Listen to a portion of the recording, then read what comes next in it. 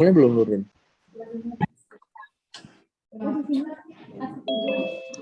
Sini.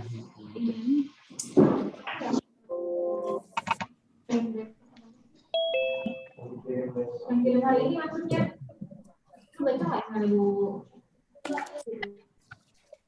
Ini. Tinggal.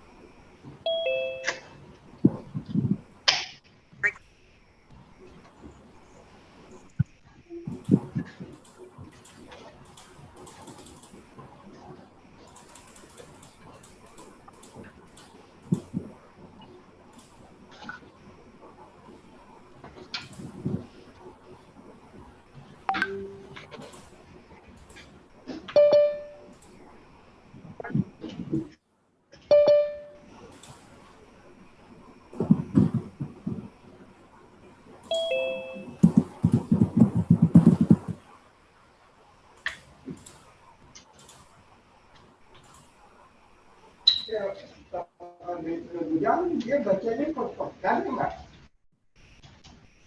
Kan ya? awal pekan? Oh, kan.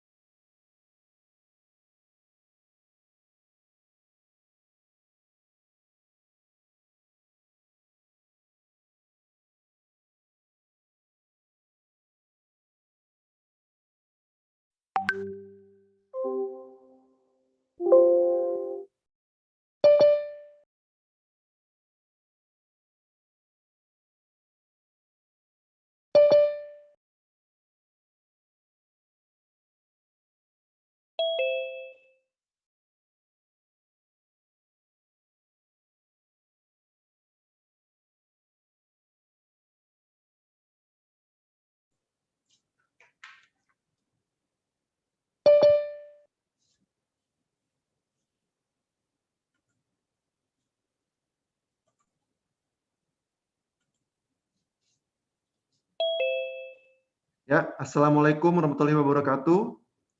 Selamat siang dan selamat datang saya ucapkan. Pertama-tama saya apakah suara saya terdengar jelas semuanya? Jelas. Oke, Jelas, baik. Pak, jelas. Terima kasih Pak. Baik, pada hari ini kita akan webinar ITOM series membahas Manage Engine untuk Application Manager. Jadi nanti akan ada saya yang membantu untuk present di awal, lalu berikutnya ada Pak Abdul Hadi, lalu juga ada Mr. Ananthavignesh dari Principal Manage Engine.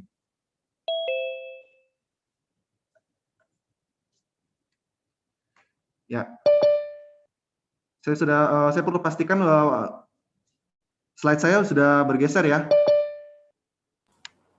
Sudah, Pak. Oke, baik. Sudah, Terima kasih.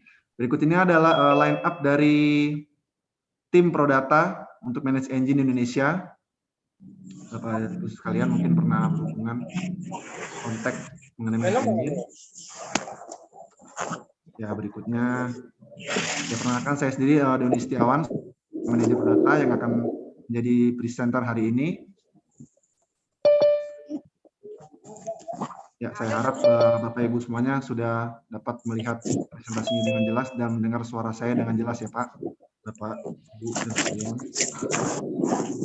Ya, sebelum masuk ke dalam materi hari ini, izinkan saya memperkenalkan mengenai ManageEngine, yaitu merupakan Enterprise IT Management Software Division dari Zoho Corp yang berdiri di tahun 1996 hingga 2009 dikenal sebagai Advanced Inc. Lalu dari Zoho Corporation itu sendiri terbagi 3, ada Telkom Business, ManageEngine itu sendiri, dan juga Zoho untuk aplikasi cloud-nya. Ya, berikutnya 9 dari 10 perusahaan di dunia sudah menggunakan aplikasi dari ManageEngine itu sendiri.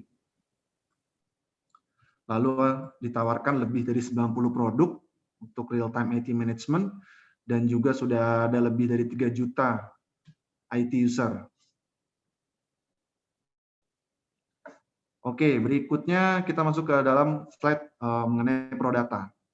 Prodata sendiri berdiri di tahun 2000. Saat ini sudah on behalf dengan ManageEngine di Indonesia. Lalu kita juga dipercayakan untuk full access of resource, support, konsultansi, training, dan certification from ManageEngine. Lalu juga kita menyediakan strong pre-sales dan post-sales engagement. Ini adalah tampilan dari perusahaan yang menggunakan ManageEngine di bawah dari Prodata. Ya, slide berikutnya ini, maaf.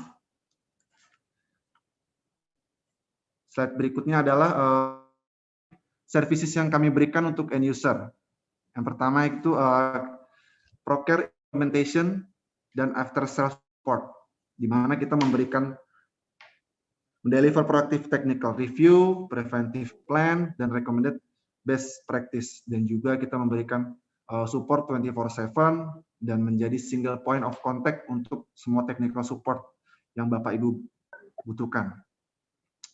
Lalu juga kita menjadi Prodata Services Enterprise Market, yaitu untuk menservices mengimplementasi ManageEngine dari mulai assessment, design, deployment, hingga knowledge transfer dan mengoptimalkan ini. Oke, berikutnya kita masuk ke dalam penjelasan yang pertama.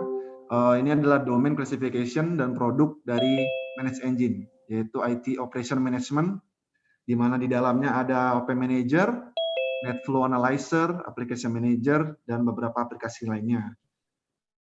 Yaitu OP Manager untuk monitoring network, lalu Analyzer itu monitoring bandwidth dan traffic analysis, dan juga Application Manager untuk server dan application performance monitoring.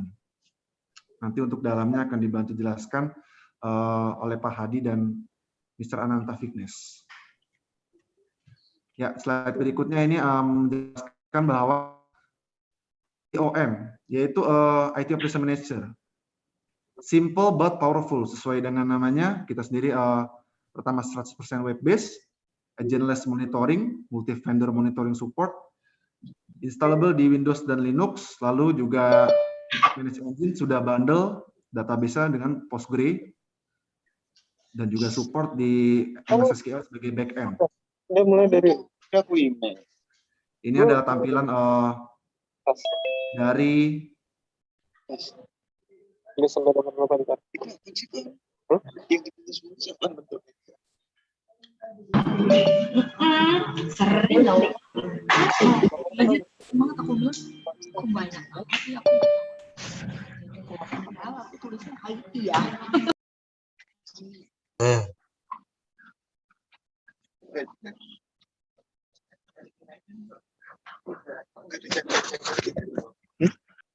Halo, halo.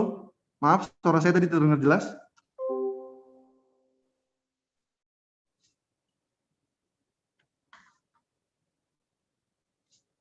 Oke, saya lanjutkan ya, Pak.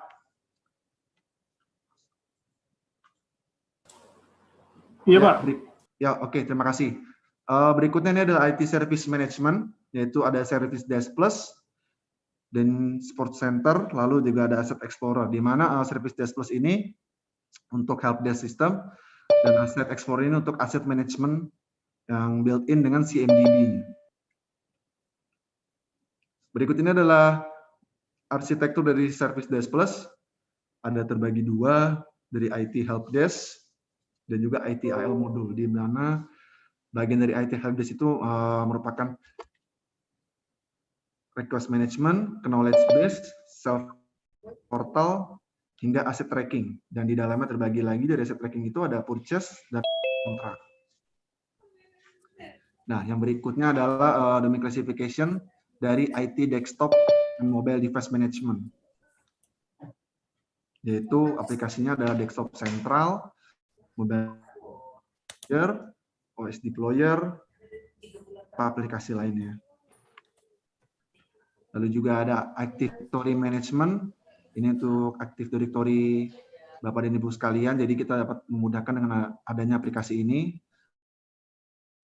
untuk meriset password, jadi user tidak perlu kontak admin lagi, jadi passwordnya sendiri ya Pak. Lalu berikutnya management, itu ada log 360, merupakan komprehensif dari dan gabungan dari audit plus.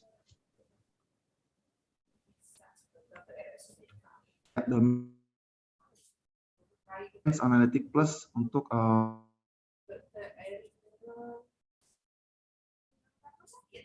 juga kita menyediakan site 24/7 untuk cloud-nya.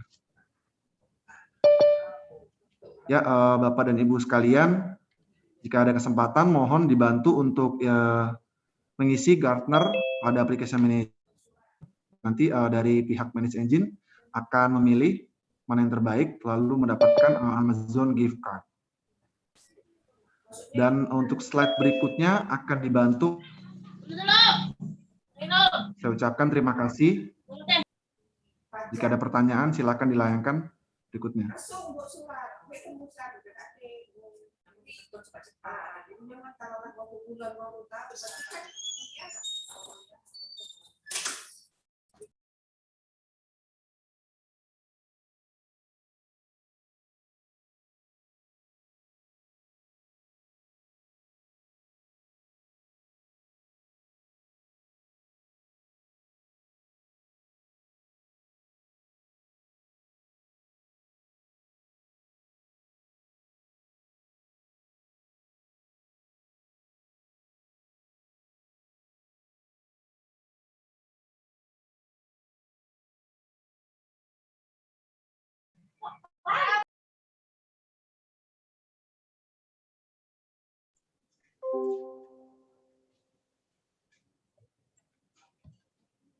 Ya, baik.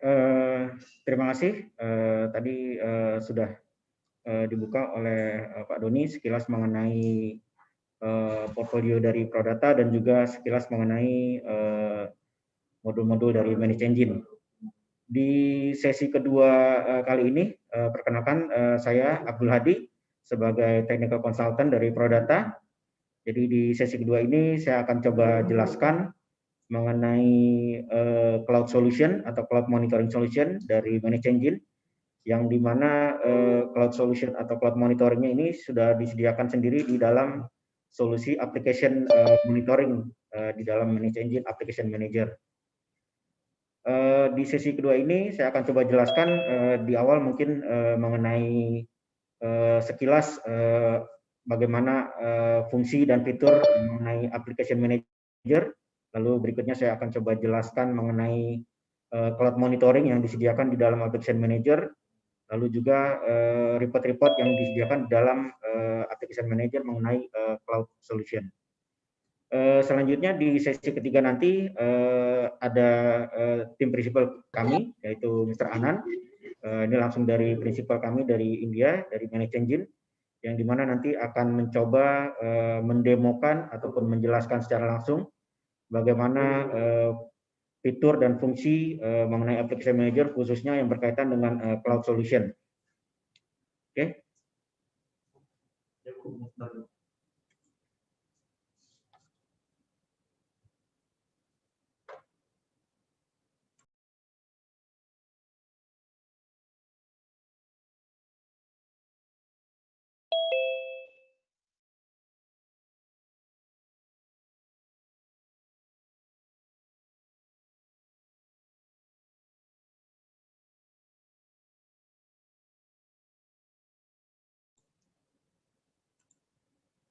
Ya, baik Bapak Ibu sekalian, saya lanjutkan.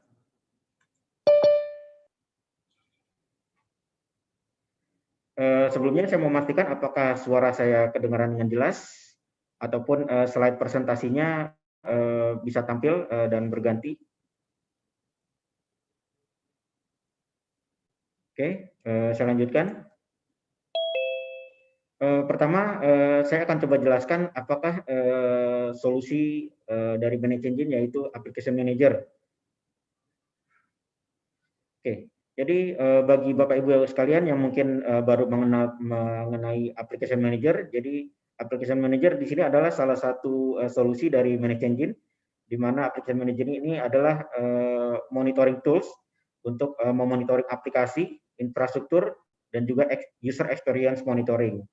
Dan ke semua monitoring yang tadi, application, infrastruktur, maupun user experience sudah disediakan dalam satu single console dashboard, di mana kita bisa dapat mencari, memonitoring, mencari root cause ketika ada terjadi problem, dan juga dapat langsung memperbaiki dari tools monitoring application manager.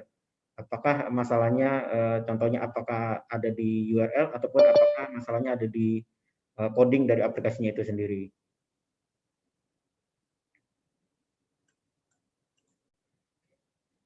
Application Manager terdiri dari banyak fitur di dalamnya ya. Jadi berikut ini salah satu atau beberapa fitur yang disediakan di Application Manager. Pertama, Application Manager dapat memonitoring application yang berbasis web atau web application monitoring. Jadi apakah kita mau monitor dari sisi URL atau dari sisi HTTP ataupun dari sisi transaksi. Jadi ataupun dari sisi service-service yang mendukung dari satu web aplikasi. Berikutnya, kita juga dapat monitoring dari sisi synthetic transaction monitoring. Artinya kita dapat melihat bagaimana monitoring atau behavior aplikasi ketika diakses oleh user, seberapa bagus transaksi yang terjadi.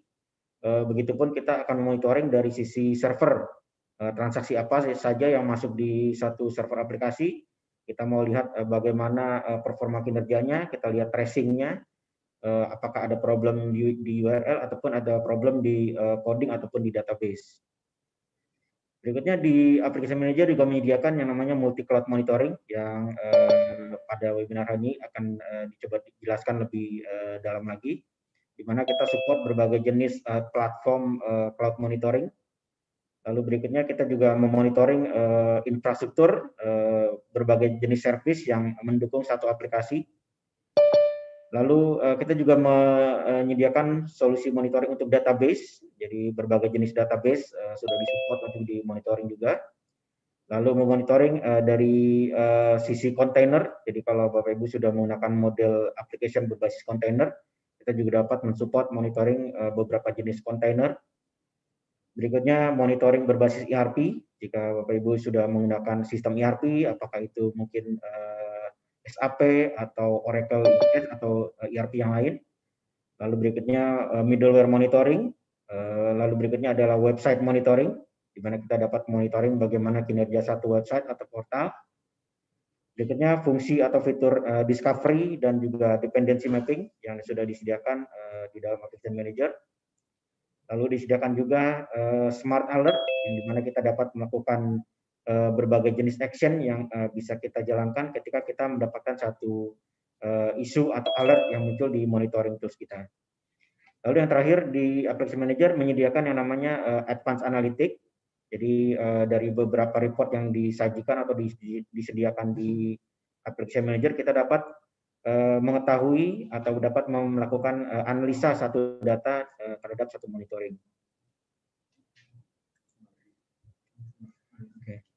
Berikutnya mungkin ini mengapa kita membutuhkan application manager. Jadi benefit yang bisa kita dapatkan menggunakan application manager. Pertama, kita dapat melakukan optimisasi atau optimize application usage. Jadi kita dapat melihat apakah aplikasi kita bekerja atau performancenya sudah optimal dari sisi usage ataupun dari sisi connection ataupun dari parameter-parameter yang lain. Lalu kita dapat mereduce MTTR atau time to resolve-nya. Jadi dengan bisa mendeteksi satu problem yang terjadi di satu aplikasi, kita bisa mencari tahu root cause analisisnya, kita bisa lihat trend reporting-nya, dan kita bisa melakukan resolve secara lebih cepat. Lalu kita juga dapat mengimprove yang namanya operation process, jadi berkaitan dengan aplikasi, di mana di aplikasi kita bisa mencari kalau ada sesuatu yang problem di sisi perubahan codingnya misalkan, kita dapat melihat bagaimana perubahan coding itu berimpact ke satu aplikasi.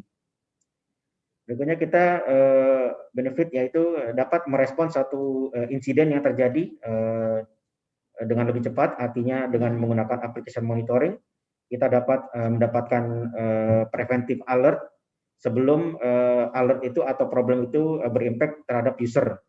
Jadi ketika kita monitoring, kita bisa membuatkan yang namanya threshold, menjaga satu kinerja monitoring sebelum dia berimpact ke user, kita sudah bisa mendapatkan instant alertnya, dan kita bisa langsung mengeskalasikan dari sisi tim terkait.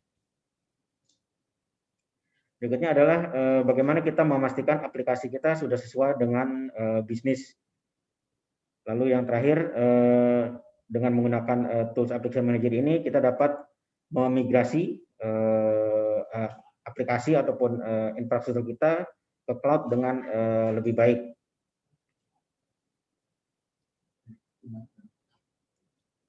Berikutnya kita mulai bisa lihat bagaimana kita melihat sudut pandang dari cloud atau cloud solution.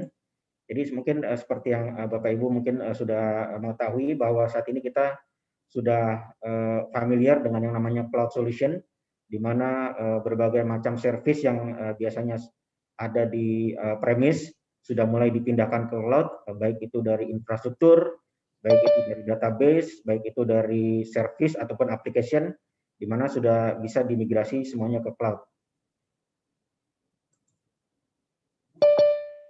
Jadi cloud sendiri dia memiliki ada yang namanya kelebihan dan kekurangan. Jadi pertama dari sisi kelebihan dari cloud itu sendiri, ini kita bisa lihat bahwa pertama dengan menggunakan cloud kita dapat mengekspand satu capacity dari infrastruktur kita sesuai dengan kebutuhan company.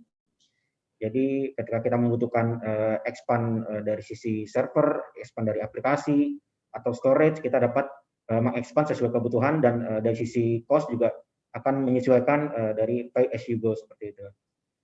Berikutnya yang pastinya low cost. Jadi dengan menggunakan cloud secara cost dia akan lebih rendah karena kita tidak perlu lagi menyediakan yang namanya hardware, yang tidak perlu lagi menyediakan yang namanya lokasi server, storage ataupun data center ataupun power dan yang lainnya, karena ini semuanya sudah di handle oleh service provider.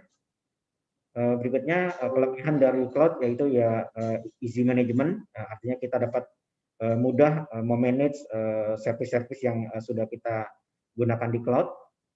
Lalu berikutnya kelebihan dari cloud ya di sini adalah availability dan uptime. Jadi si service provider ini akan memastikan bahwa service yang sudah kita gunakan di cloud dipastikan bahwa dia selalu bisa digunakan 24/7.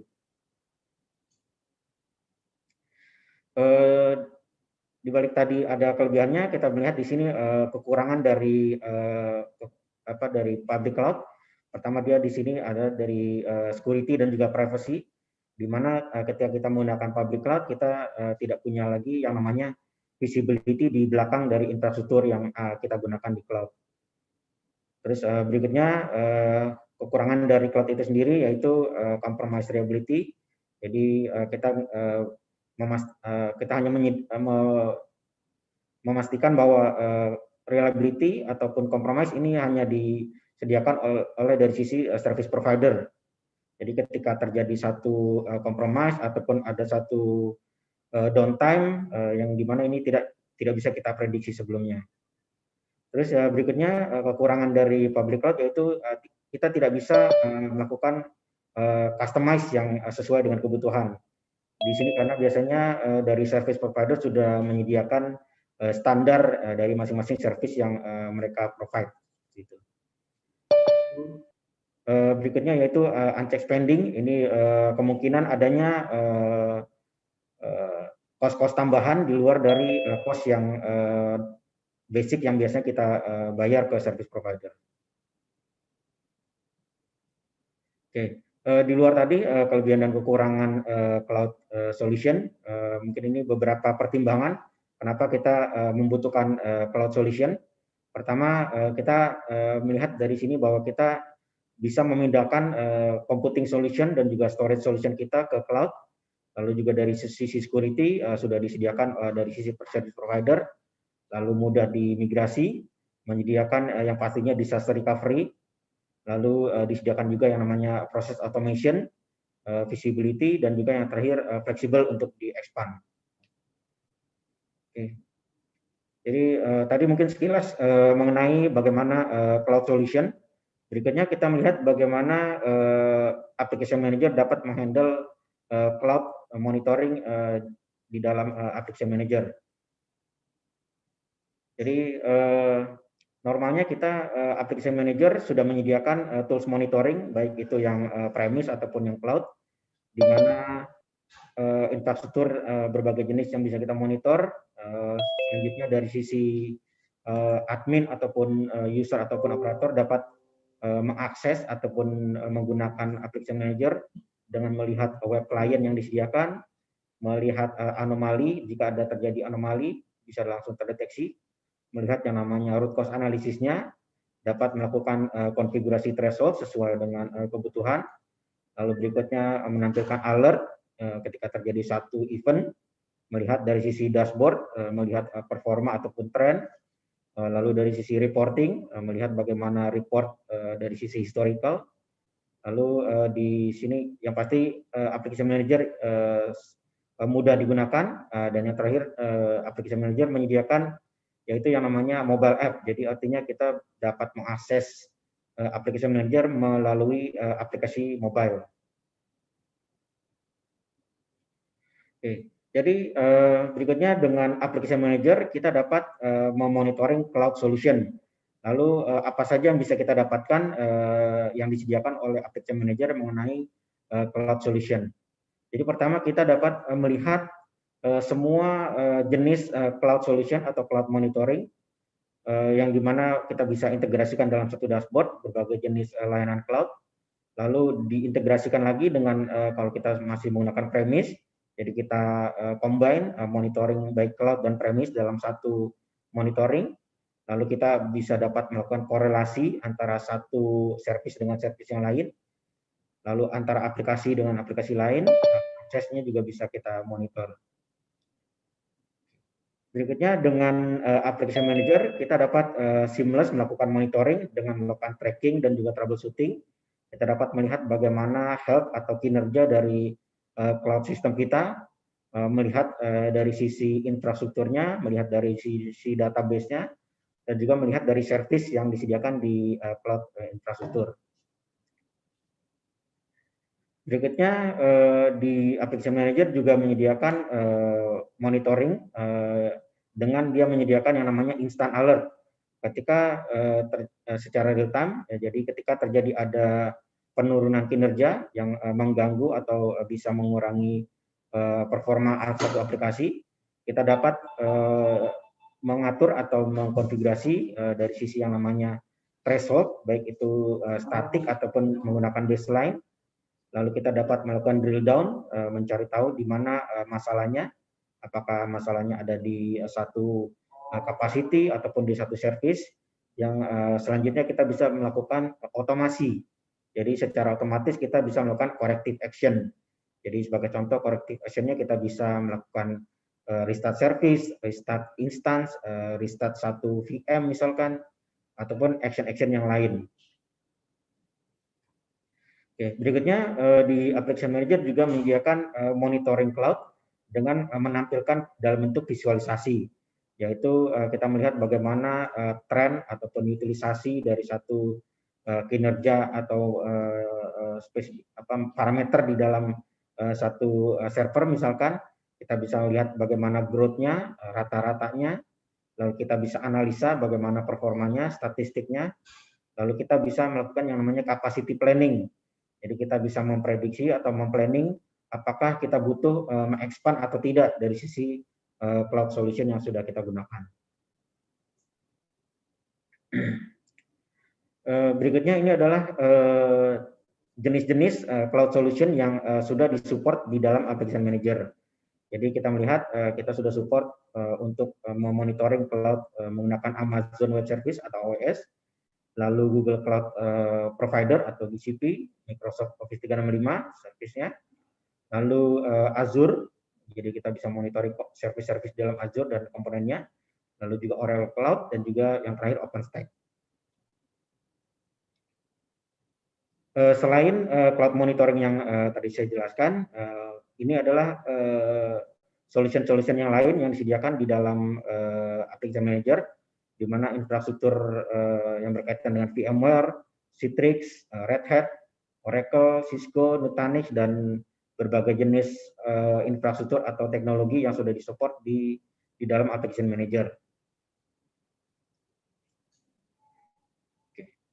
Berikutnya kita melihat fitur atau fungsi yang disediakan di dalam Application Manager. Kita melihat di sini ada satu key point fitur di dalam Application Manager yang namanya Synthetic Transaction Monitoring. Jadi dengan Synthetic Transaction Monitoring ini kita dapat pertama yaitu mengcapture error. Ketika ada satu aplikasi yang tidak bisa diakses, ada error yang dimunculkan, kita bisa lihat errornya yang terjadi. Kita bisa lihat juga dari sisi end user, ketika dia connect ke aplikasi, bagaimana proses yang terjadi di network request. Lalu kita melihat juga bagaimana page load detail, berapa lama waktu yang dibutuhkan dalam meloading satu web page, dan juga ada beberapa parameter lain atau metrik lain yang disediakan di synthetic transaction ini. Jadi yang kedua, synthetic transaction monitoring ini dia menggunakan end user monitoring agent. Jadi dengan memasang satu agent di salah satu user yang kita ambil secara sampling, kita pasang mungkin bisa di cabang misalkan, di mana agent ini akan bekerja untuk mengecek availability dan juga performance dari aplikasi yang tercentralized. Jadi kita bisa melihat bagaimana behavior dari end user ketika dia mengakses ke aplikasi. Kita melihat di sini bagaimana hierarki atau journey dari end user monitoring tadi atau transaction monitoring tadi. Jadi kita asumsikan kita di sini punya ada 3 branch office, di mana kita sudah memasang agent-agent di salah satu komputer yang ada di branch office. Di sini kita akan mensimulasikan bahwa user akan menggunakan atau mengakses aplikasi dengan menggunakan berbagai jenis browser, contohnya mungkin Firefox, Chrome, atau Edge. Jadi ketika user kita simulasikan untuk akses aplikasi, agent akan bekerja, lalu akan melakukan yang namanya monitoring atau web transaction recorder. Berikutnya hasil dari monitoringnya itu sendiri kita dapat akses atau kita bisa lihat di dashboard Application Manager.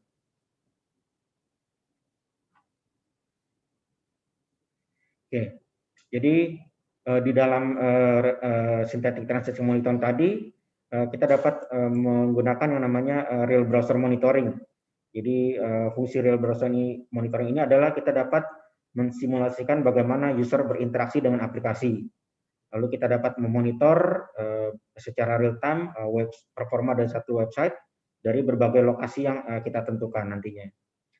Lalu berikutnya kita dapat memastikan atau kita dapat mengecek apakah masalahnya ini ada di aplikasi ataupun di network dengan melihat dari real browser monitoring ini.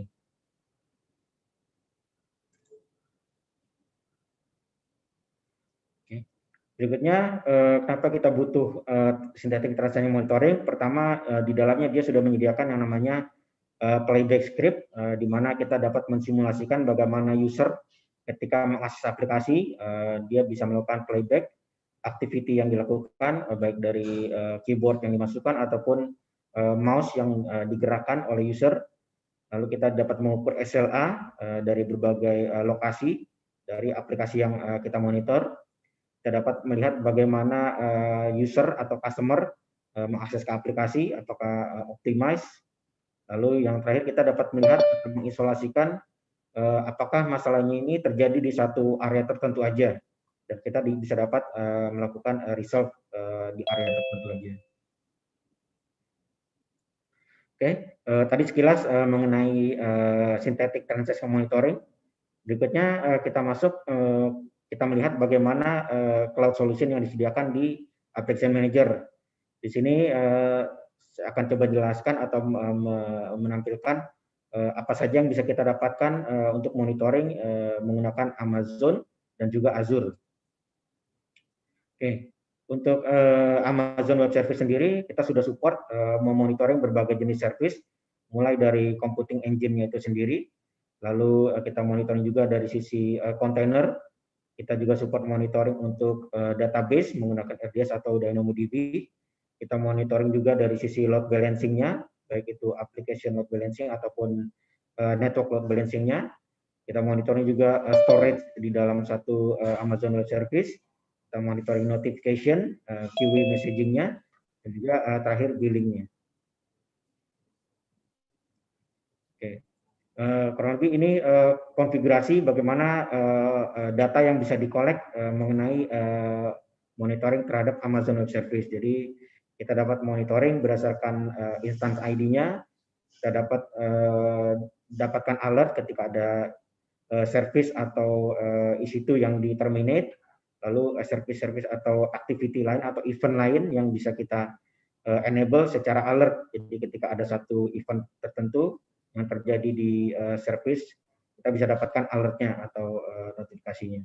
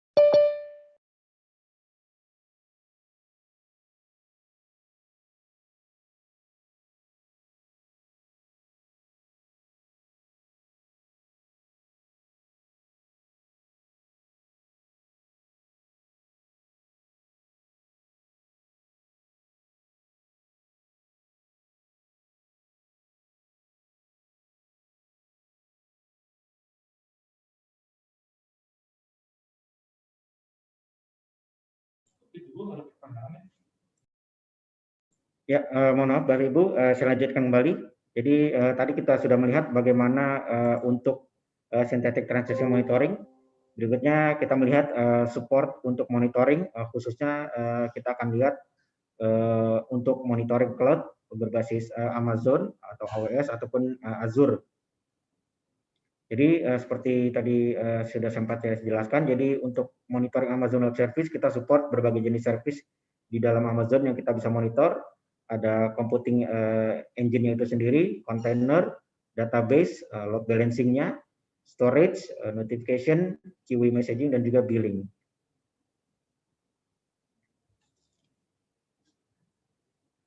Berikutnya monitoring supporting untuk Microsoft Azure.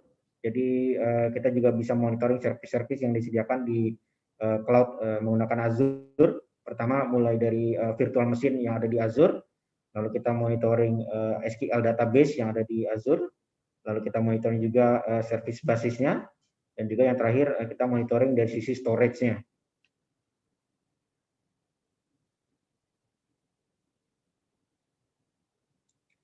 Berikutnya kita melihat bagaimana kita dapat menganalisa performa atau kinerja dari cloud system kita menggunakan application manager. Pertama, kita melihat di dalam application manager menyediakan yang namanya forecast report, di mana forecast report juga kita bisa gunakan untuk memonitoring cloud system kita. Di dalam forecast report ini kita dapat memprediksi dan juga menganalisa dari satu growth dan juga utilisasi. Sebagai contoh, kita mau menganalisa bagaimana penggunaan storage di satu server ataupun di satu database. Dengan forecast analisis ini kita dapat memprediksi kapan storage itu akan habis. Dengan prediksi ini kita dapat melakukan persiapan ketika kita membutuhkan ekspansi di sisi storage. Lalu berikutnya kita juga dapat men-tracking variasi datanya dan juga statistik yang disediakan di dalam forecast report. Jadi forecast report ini kita memiliki sistem sendiri atau machine learning-nya di belakang application manager-nya. Berikutnya yang bisa kita lihat di application manager mengenai cloud monitoring yaitu analisis report. Jadi dengan analisis report ini kita dapat melihat report secara individual. Jadi kita bisa lihat per satu service yang ada di cloud, kita lihat bagaimana kinerja reportnya, lalu performanya, bagaimana atribut-atribut monitoringnya, dan juga kita dapat melihat monitoring atau reporting dari sisi downtime. Jadi kita bisa tahu kalau ada salah satu service yang ada di cloud kita ada downtime, kita bisa lihat berapa lama downtime-nya, rata-rata downtime-nya, dan lain-lain. Berikutnya summary report, kita bisa lihat bagaimana summary baik dari sisi availability dan juga health dan performance dari cloud solution kita. Yang terakhir adalah at a glance report, jadi menampilkan beberapa report yang disajikan dalam satu tampilan report. Berikutnya capacity planning report. Jadi dengan capacity planning report kita dapat mengukur capacity dari cloud system kita. Misalkan kita mau mengukur bagaimana server atau computing engine yang ada di cloud kita lihat utilisasi reportnya, kita evaluasi, dan kita bisa memutuskan di kedepannya apakah kita membutuhkan penambahan kapasiti, misalkan di CPU, memori, ataupun di hard disk. Jadi dengan capacity planning ini kita dapat melakukan planning dan juga kita dapat memutuskan untuk penambahan atau tidak. Capacity planning ini basicnya dia bekerja dengan menggunakan basic threshold.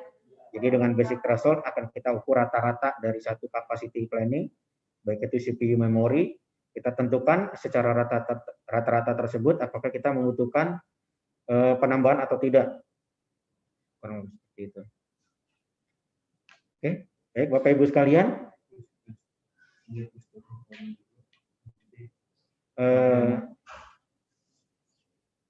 Kurang lebih seperti itu penjelasan dari saya.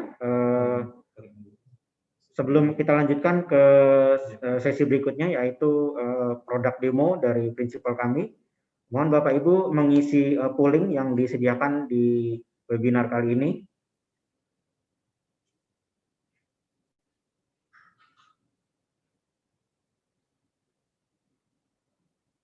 Baik, terima kasih Bapak Ibu sekalian. Selanjutnya saya serahkan webinar hari ini ke prinsipal tim kami, yaitu di sini sudah join, yaitu Mr. Anand. Halo, Mr. Anand. Hi, Abdul. Yes, thank you for joining for today's webinar. So please continue the webinar. Sure, Abdul. Thank you very much for providing a very deep insight. I really appreciate that for sharing a high-level insight. And I thank every participant for joining the webinar and asking questions. And it was glad that the users were being interactive with this session. So am I clear for all the users? Is my voice audible? If yes, please comment in the chat. Thank you, team. Thank you, Prodata team. I have received confirmation. Thank you very much. So with this, I will quickly get started to show you some live actionable insights on how you can actually get started with Applications Manager. as Abdul was explaining about the cloud monitoring capabilities of Applications Manager, we can see how the cloud components comes into the picture when using the Applications Manager. Most of the companies have shifted to multi-cloud systems. Few companies, few components have been shifted to AWS and few components would have been shifted to Azure. So this highly requires and centralized monitoring. That's where Application Manager comes into picture. So let me quickly share my screen with the participants and give actionable insight for the participants and make the session an interactive one. And let me quickly share my screen.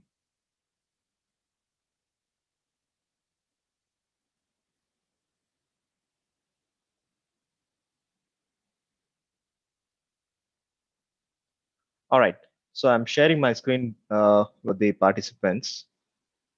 Hope everyone can see the Application Manager GUI. Is that were you able to see the Application Manager GUI? Yes, yes. Please Yeah. continue. Yeah, thank you for the confirmation. So Application Manager being an agentless monitoring tool, as we have discussed in the PowerPoint presentation shared by Abdul, we support multi-cloud systems. Multi-cloud is nothing but Amazon, GCP, Microsoft 365, Azure, OpenStack, and Oracle Cloud. When we talk about the cloud service, the first leading service provider which comes into our mind would be the Amazon Web Services, as they are in this industry from early 2000s. So let's see how you can automatically discover the cloud components using Amazon. As a first step to get started, once you install the application manager tool, this is how the GUI looks like. So all you have to do is just choose Amazon right here. And you can assign a unique display name for your deployment. It may be a production deployment or staging deployment. It's an unique name for the identification purpose of the administrators.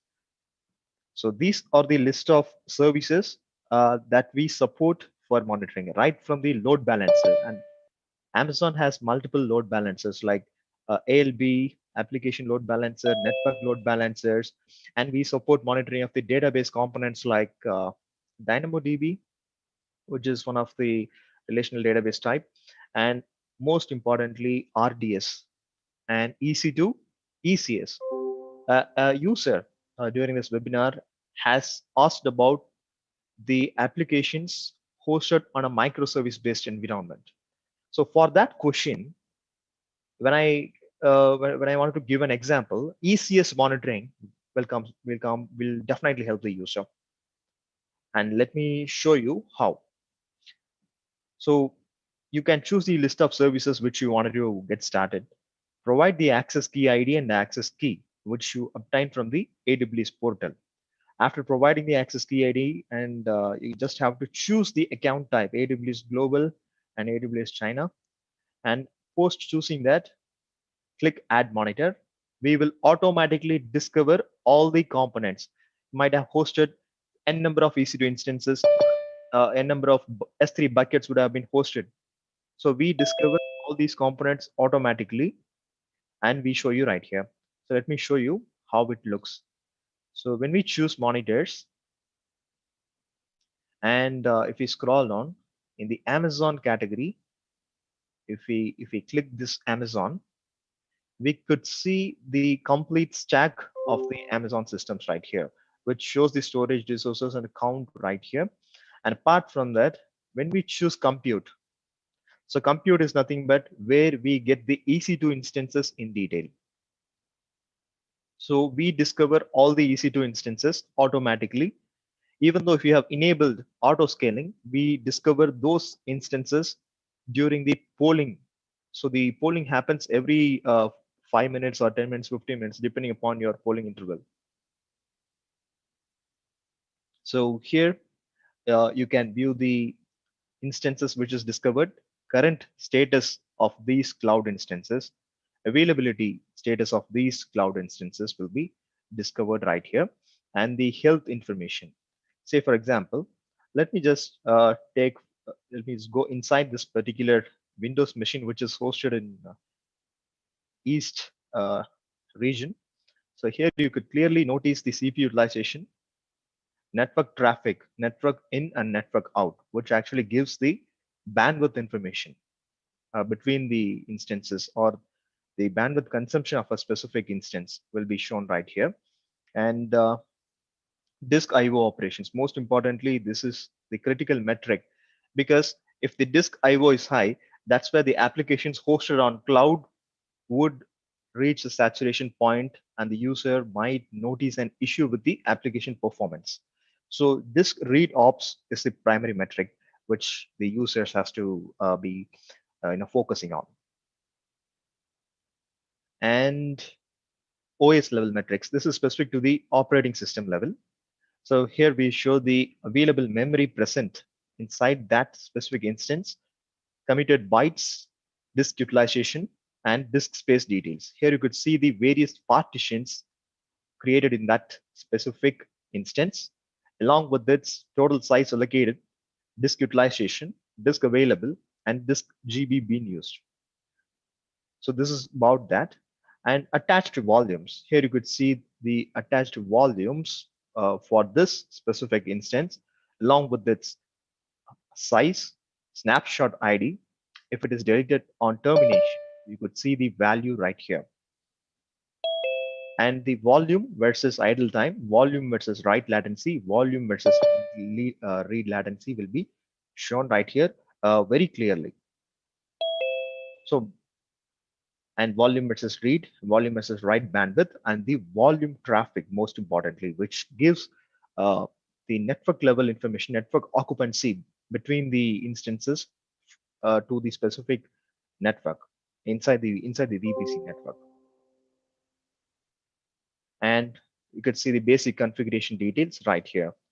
Most importantly, since Applications Manager being a multi-cloud monitoring tool, not only a multi-cloud monitoring tool, this in fact helps the various IT virtualization systems also being monitored. Users can configure alarms for multi-cloud systems in a single place. So how the users can configure alarms to get proactive notification? The primary utilization of this tool is monitoring, alerting, reporting, and SLA management. So coming into that perspective, so we are discussing about discovery of the Amazon resources. So we are monitoring, we are showing the key metrics, key performance indicators of Amazon services.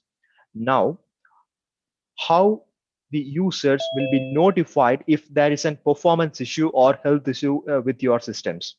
So that's where we focus on, and we provide multiple automation and orchestration activities for the users. So what do we mean by automation and orchestration activities, right? So before that, let me show you on how you can configure alarms. So in order to configure alarm, the user have to either they can choose configure alarm right here, which will display the KPIs, key performance indicators of Amazon services. However, there is a global option through which the users can configure alarms. By choosing admin, configure alarms, and after choosing configure alarms, configure by type, you can just choose this type option. And in the monitor type, here you can specify Amazon. And after choosing Amazon, here's the list of metrics that is monitored. For all these metrics, one can get the historical data to find the trend. Say you are planning to deploy a production code for your application and you're not sure how will this would affect the performance of your application, right?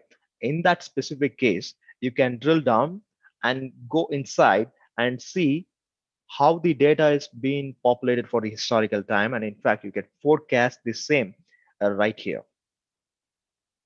And these are all the metrics you could configure alarms, like for DynamoDB account limits, region-wise metrics, for S3 buckets like bucket size, number of objects associated to that specific buckets, and S3 buckets client errors, and put request and total request. These are the critical requests. And most importantly, whenever I've been in this industry for more than 5 years, when I talk with various enterprise companies, I always suggest them to configure alarms for their availability and their request per minute, which will actually help them to understand their environment, how many requests that they are receiving, how many requests that this S3 bucket is receiving. S3 bucket actually stores the information in the object. So by analyzing the total number of requests that this bucket is receiving, this user can make sure what exactly is happening inside the S3 buckets. See, let me give you an example for this, a non-tech example. Back in 2008, Netflix was originally a DVD company where they used to sell the DVDs to the various locations by shipping to the direct address of the users, whoever they have ordered. But now they are a leading online content service provider. So if you could see, uh, in early 2008, they have received a huge number of requests, contents from the customers, whoever wanted to view the contents. So their systems, they wanted to scale up the systems. And what immediately they thought is, considering the huge traffic, they have moved, or they have worked with their internal administrators, migrated the entire workload to AWS. So that's where they have been scaling up continuously. Say, for example, if the user now is 1 million, and if tomorrow if it is 10 million, they are ready to scale because it is cloud-based systems.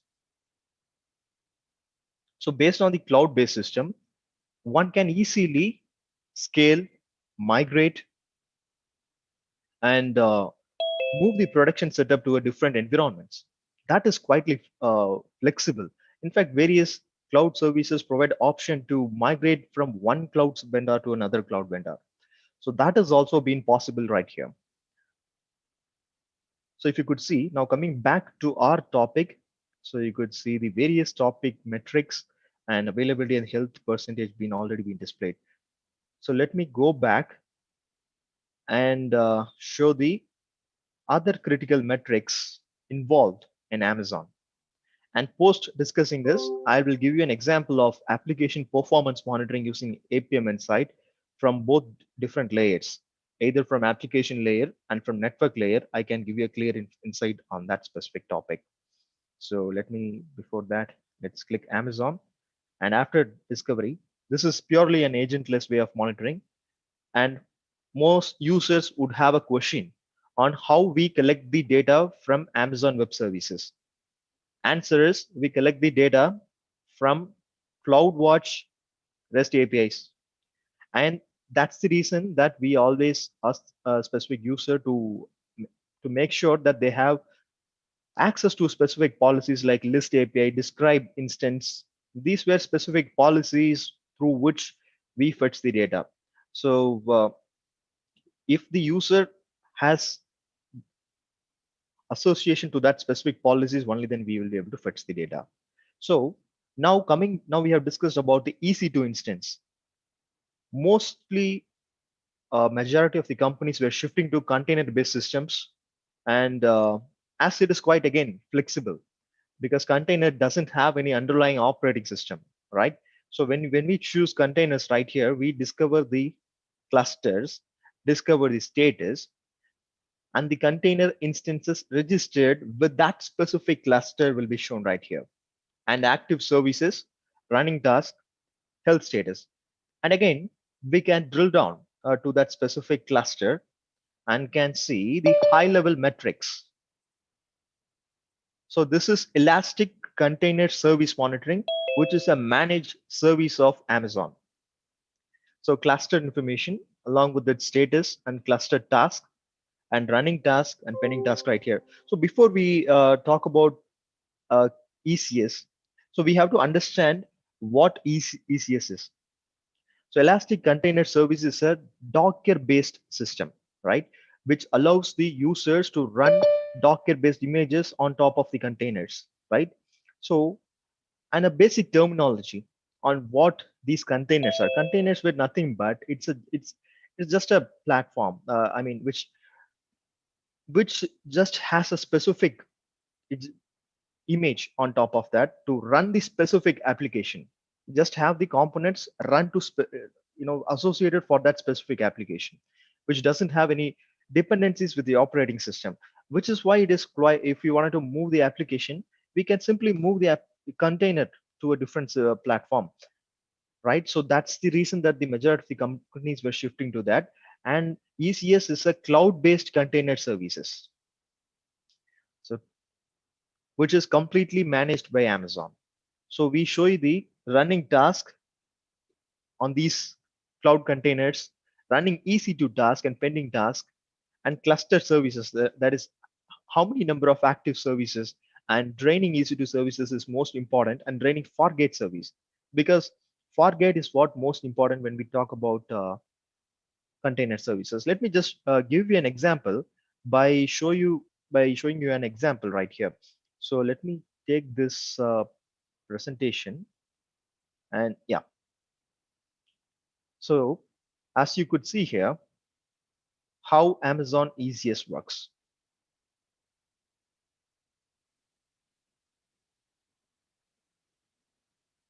So this Amazon ECS works by talking with the Elastic Container Service. And as you could see in this image, AWS Fargate is one of the primary service where it is registered. That's the reason that we monitor the complete stack whenever we discover the ECS components. Hope this would give some insights to the users. If you have any questions, please let me know. I can directly answer for the users. So let me switch back. So right here, we can see the various services that have been uh, monitored in the cluster. And the cluster performance is one of the most important metric that we always recommend our users for production grade application.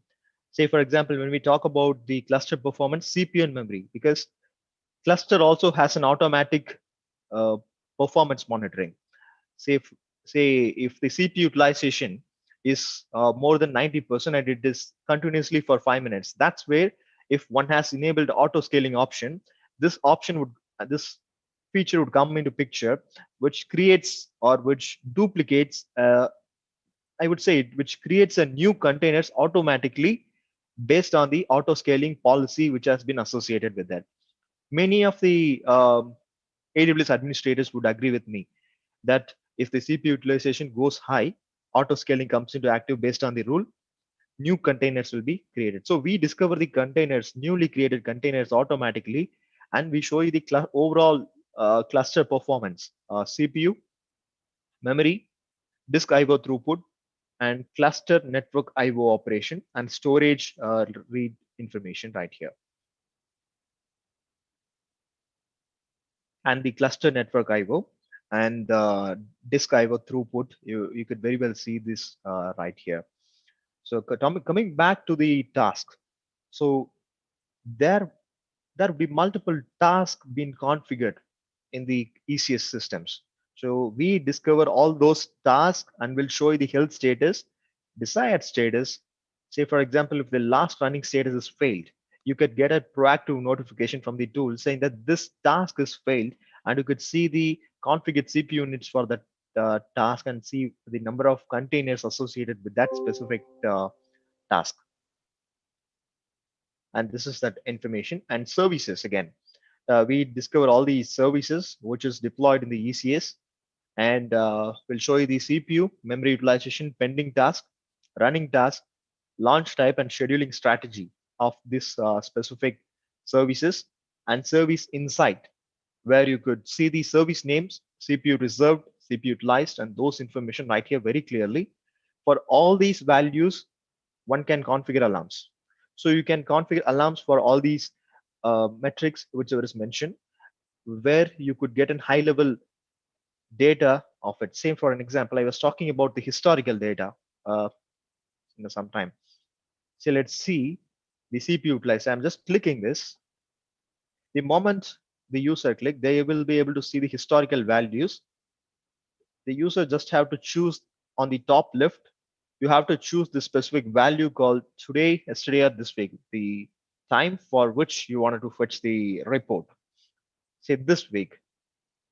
I'm choosing this week, and you could see the historical values where the minimum, maximum, average, and 95th percentile value will be automatically highlighted. This helps the users to find at which specific point in time the CPU utilization was high.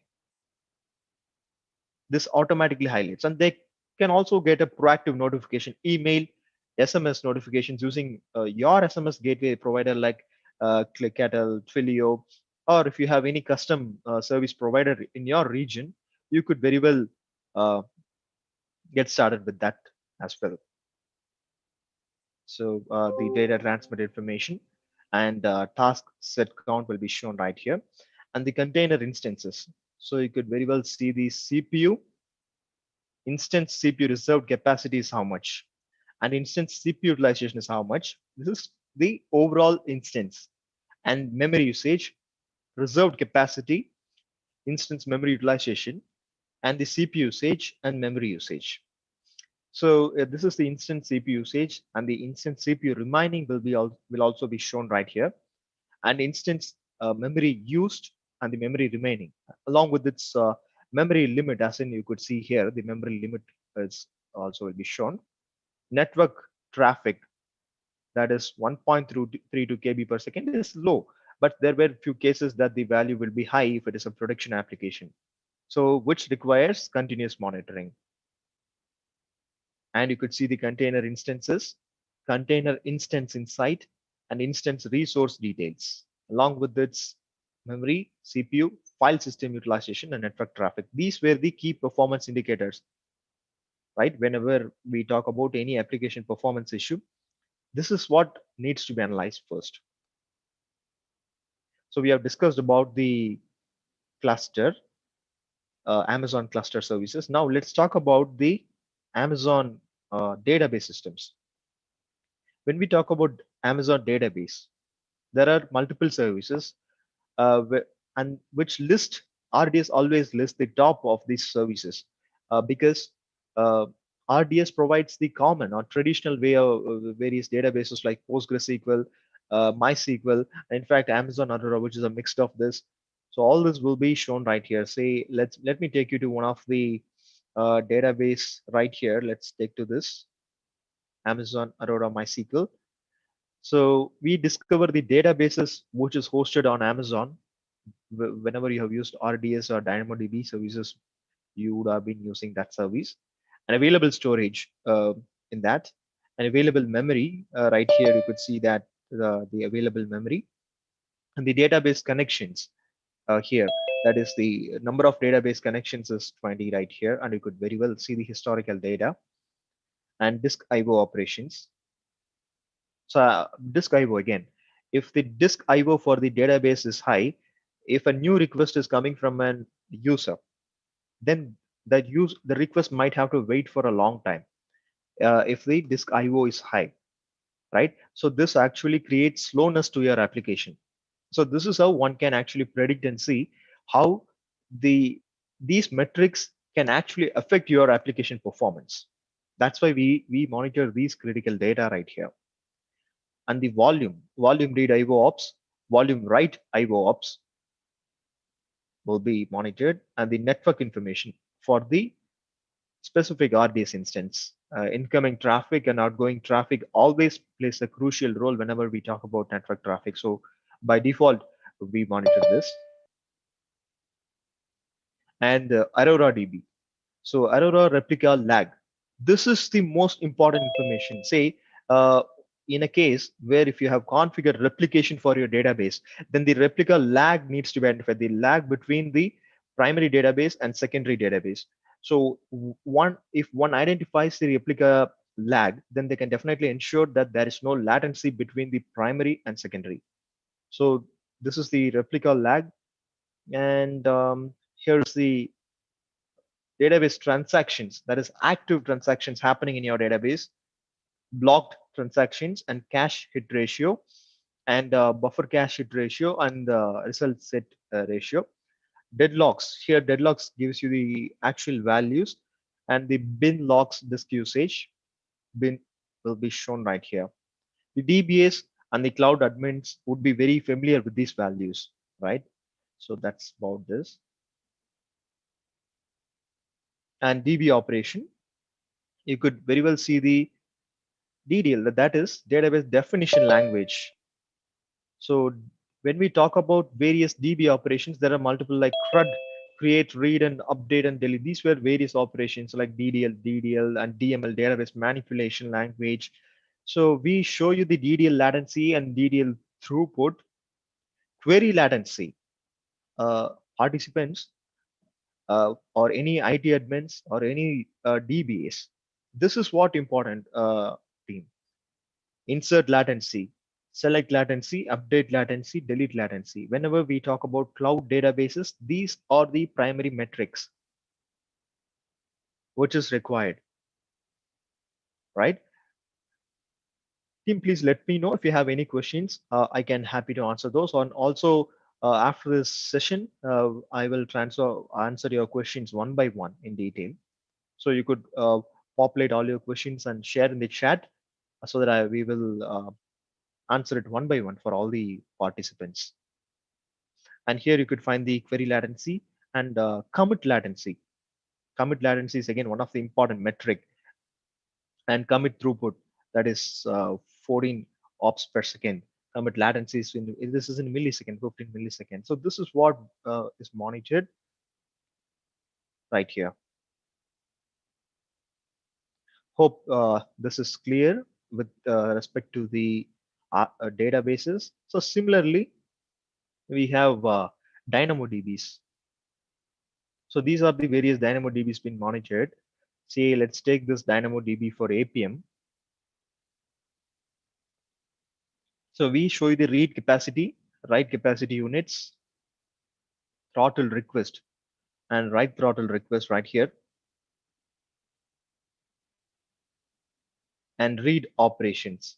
So these are the read operations, and we show the latency.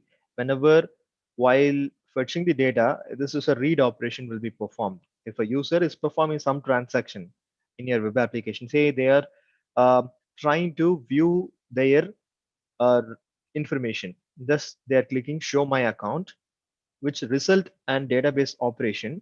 As a result, they will view the data. And if there is any latency to get this data, this has been treated as a get latency, and this information is shown right here.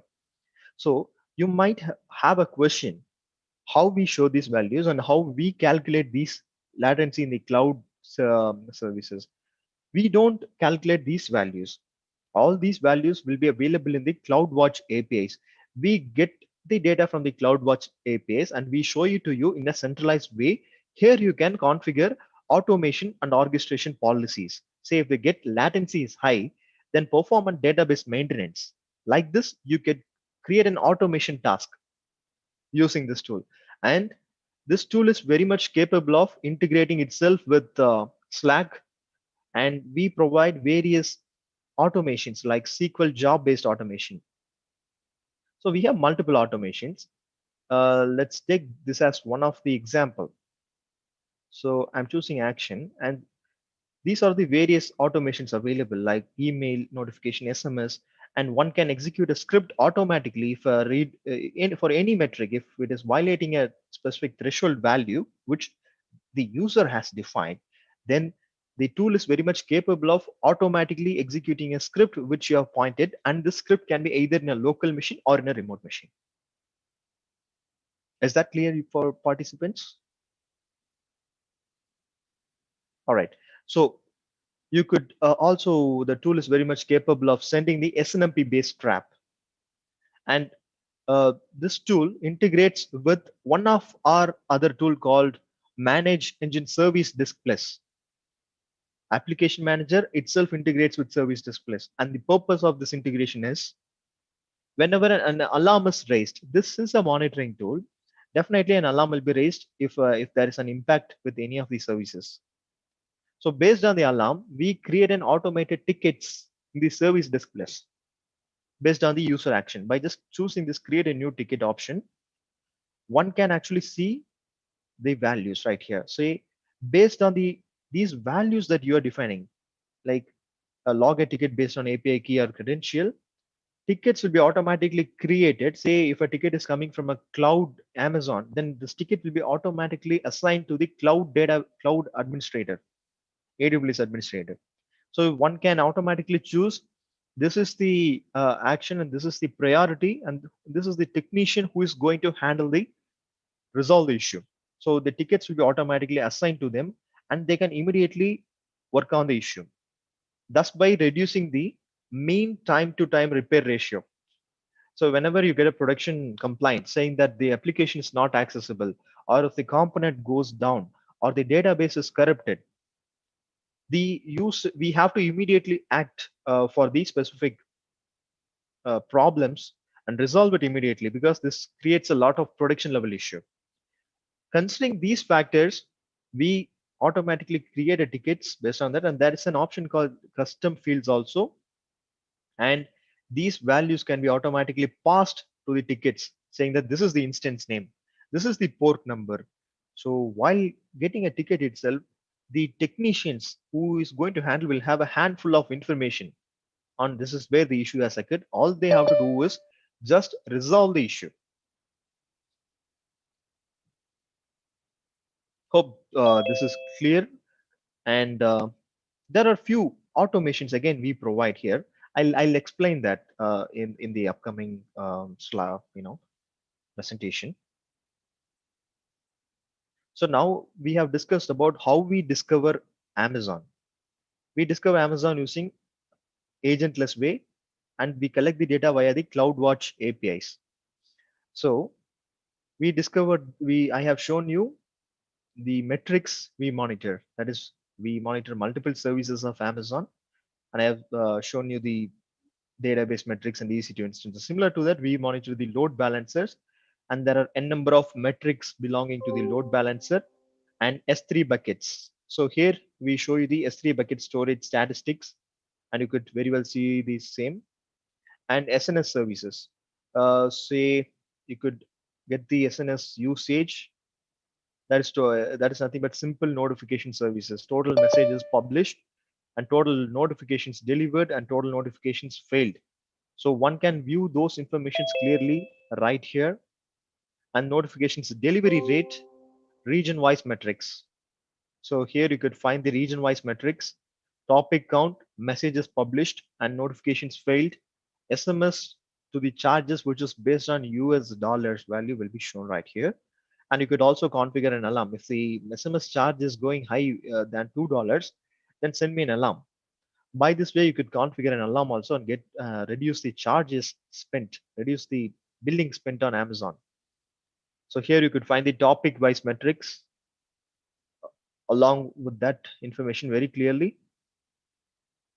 And SQS is simple queue services. So here you could find those information. And the most importantly, billing. So here we show you the total expenditure, and we automatically forecast how much you will be spending futurely. I mean, for the next months. Current month forecast is something like this, and month to date expenditure is this. This is what the current month expenditure we have paid for Amazon for using their services. So we show you, and one can set a threshold here and get a proactive notification here also. And services and tax. Month to date services, month to date tax, and month to date top services by spend. So here you could find the Amazon Elastic Compute Cloud and all the services, how much you have spent in EC2, how much we have spent in the RDS services. We have spent $19, and for CloudWatch, how we have spent. So all this will be shown right here, and one can sort this right here and get this clear information on multiple components. Now coming back to the other cloud component, like we monitor, a user has asked during the webinar, do we support GCP?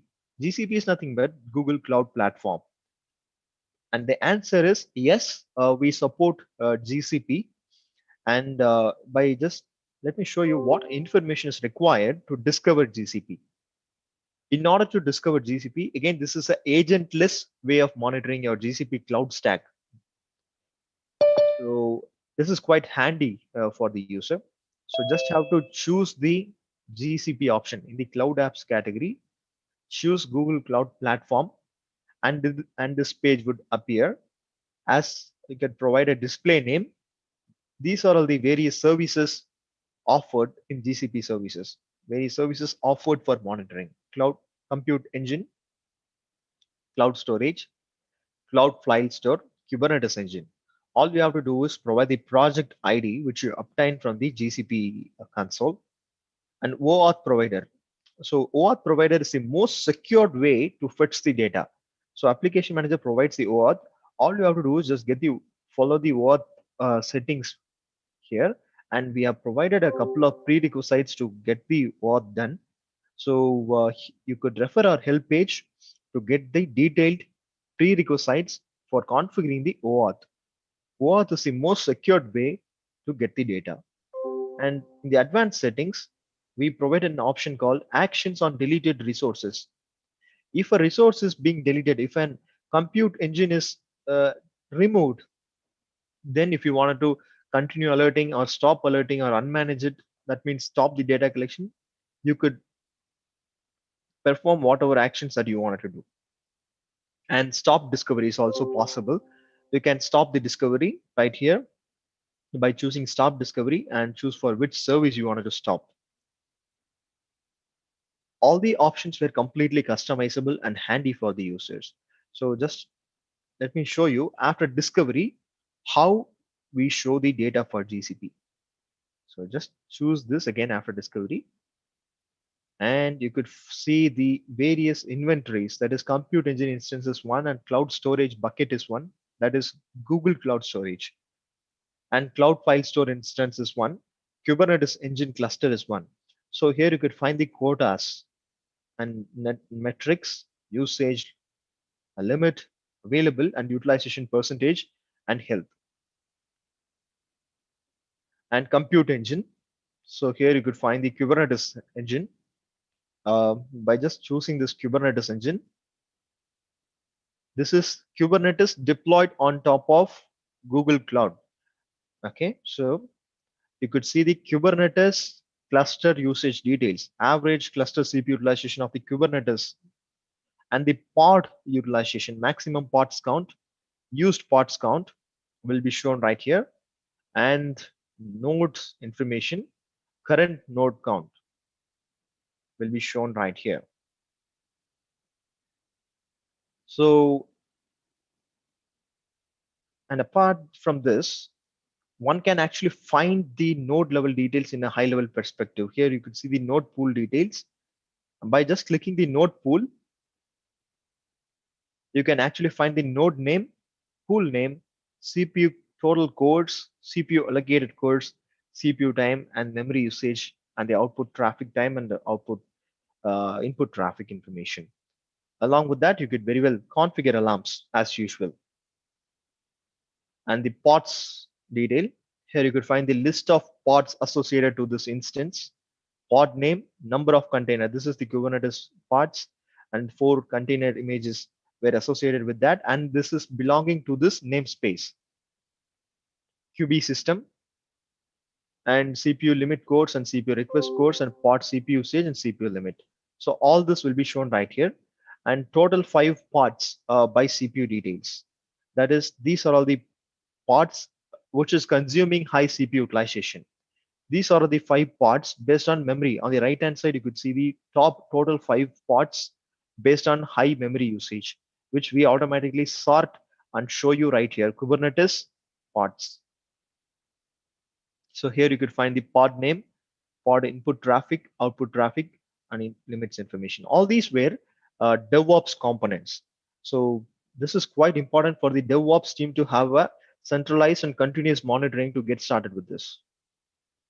So here you could find the memory request utilization percentage, and pod volume and ephemeral storage details. That is the total volume, used volume, volume utilization, and ephemeral storage limit. Container details. That is the container name, pod name, and restart count and namespace details will be shown very clearly for all the users. Hope this is clear. for Google Kubernetes engine. So similar to Google Kubernetes engine, we do monitor the regular stack, that is the compute engine stack. You could see that right here, CPU and memory utilization and the memory usage of the specific component, and network information, network traffic, and disk partition. This is a regular Google compute engine. Various drive will be informed right here, and you could get this information. And top 5 disk read and top 5 disk write, and top 5 IO read operation per second, and top 5 IO write operations per second. And the disk operation and disk throttling will be shown right here very clearly.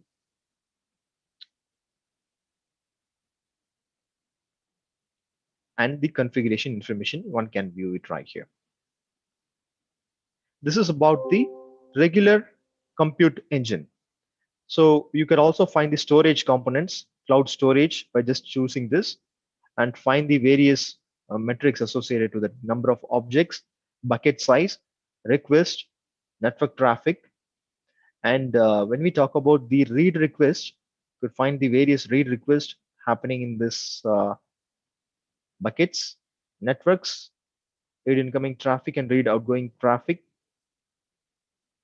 objects, and configuration.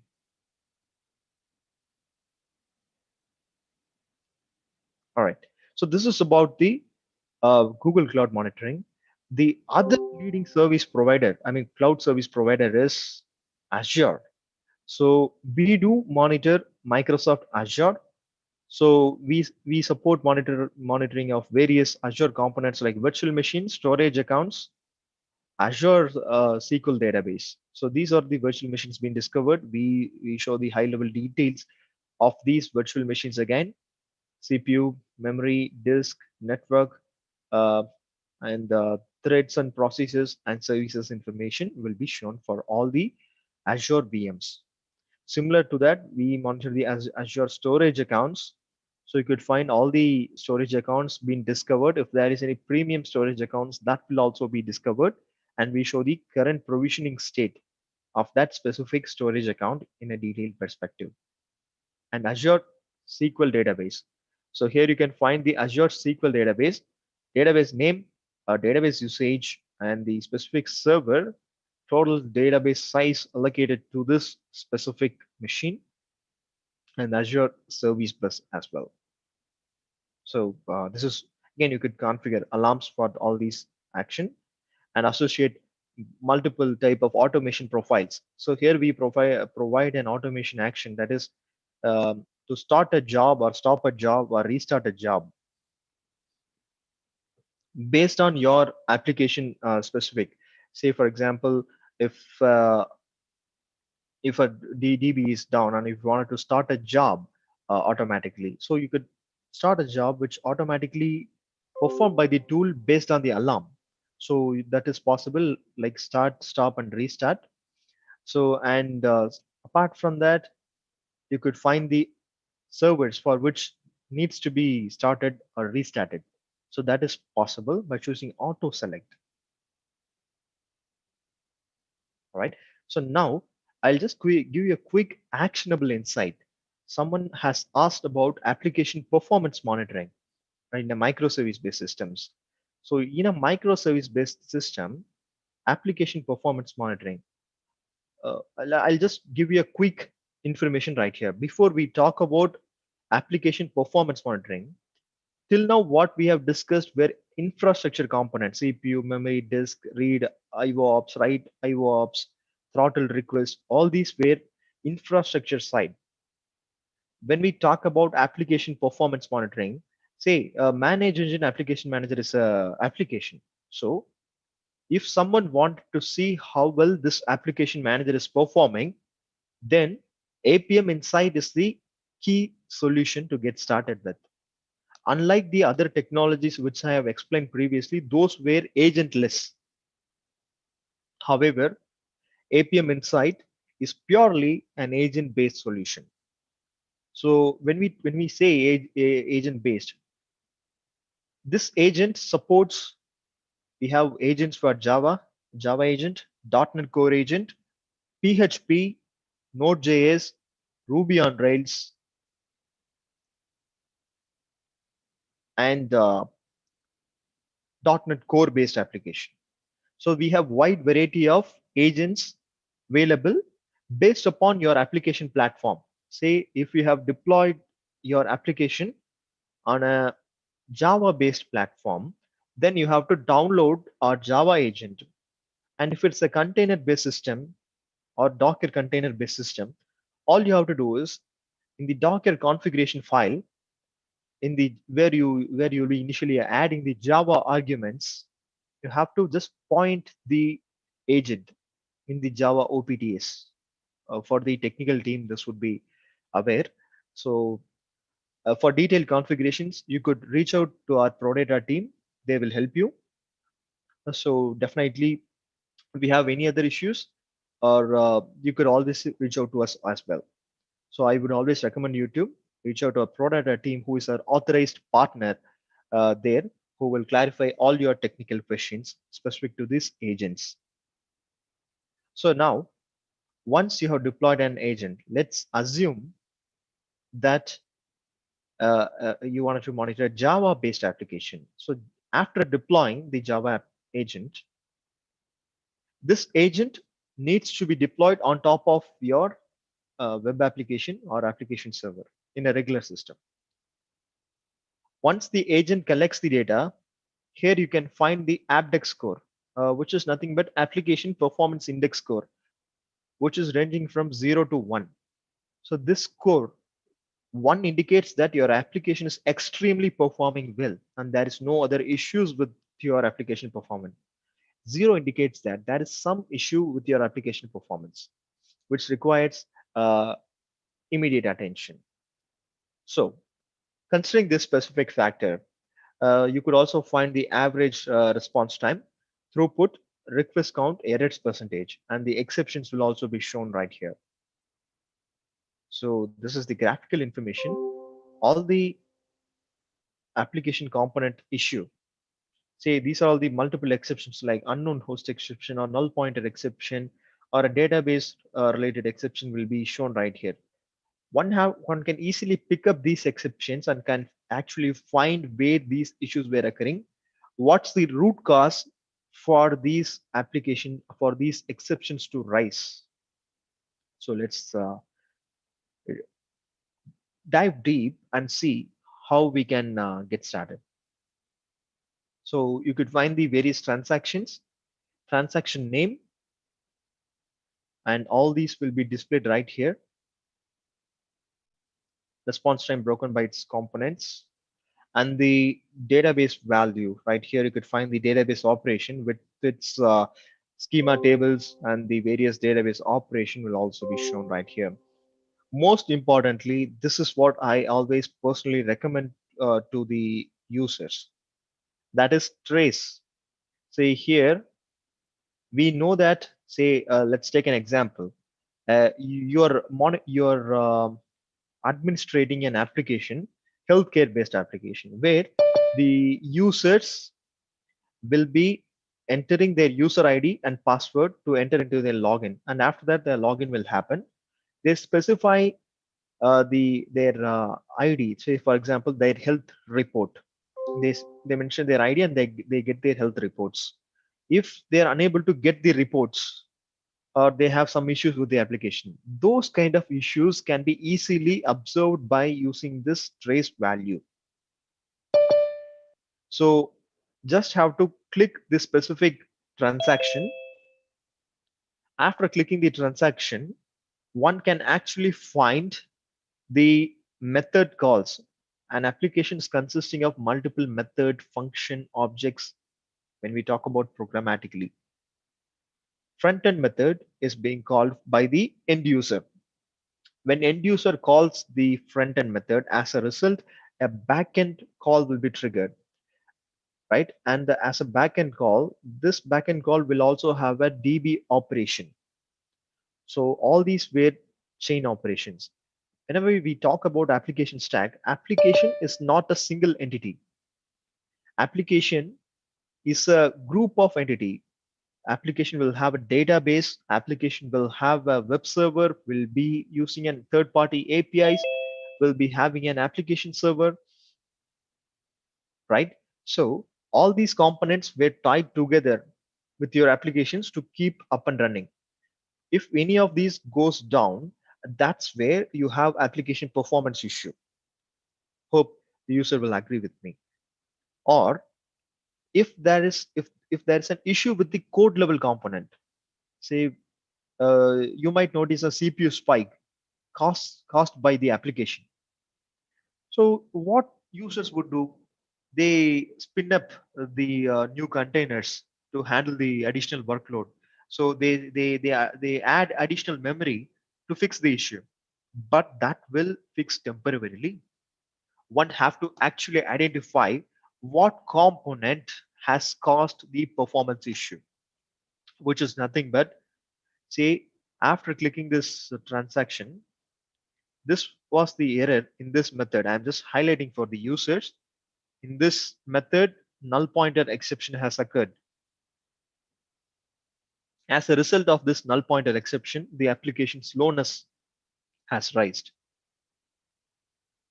And this is the SQL statement which is called whenever the user whenever this goes inside this method.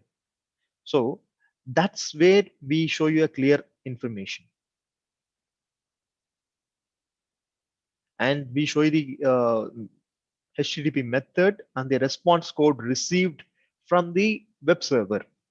And trace details will actually show you the high level details. That's why you can drill down and see the historical, internal code level invocation sequentially one by one. This module would be quite challenging for the intermediate users. This is specifically for the DevOps, developers, and DBAs. For the IT administrators, I would the agentless monitoring of cloud infra virtualization monitoring would be definitely helpful. This is continuous performance fine tuning. We show these are the problematic queries which is causing slowness to your application performance. All the users have to do is fine tune your query and see whether this is improving your application performance. So we show you the exceptions right here. Whatever exceptions has occurred. So by just choosing, we show the exception class. Most importantly, we show the stack trace. This is a key. This is a key factor for resolving the issue, I would say. All this information, we show you the methods and everything. Stack trace is highly important to fix all your application performance issue. This is the exception, and this is the stack trace. Then fix it. So this is quite simple as such. And you could find the other traces of this transaction, which shows the average response time and throughput. Stack trace and exceptions actually help you to fine tune your application performance to the extreme core level to ensure that you deliver rich user experience for all your customers across the globe. If the user is trying to access a critical transaction, if the website is not loading, then the user might get frustrated with your application performance. That's where they look out for a different service provider. So for the business owners and the application stakeholders has a lot of pressure on them, and it is important that they ensure to deliver a rich user experience for your customers across the globe. All right. And here you could also find the end user monitoring, which show the overall end user perspective, that is monitoring your applications across the globe. If you wanted to monitor it from multiple geographies, say for example, if you wanted to monitor from UK and if you wanted to monitor from US, deploy the end user monitoring agents in different locations and can get started with your application monitoring also. Here you could record critical transactions, get the average page load time, transaction time, and you could get the screenshot information also right here.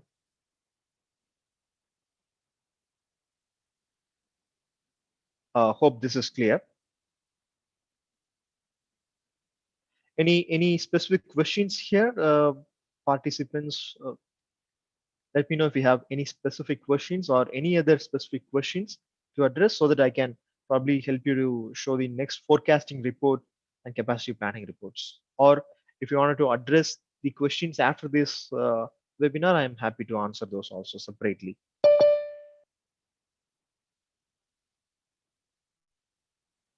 All right. So now coming back,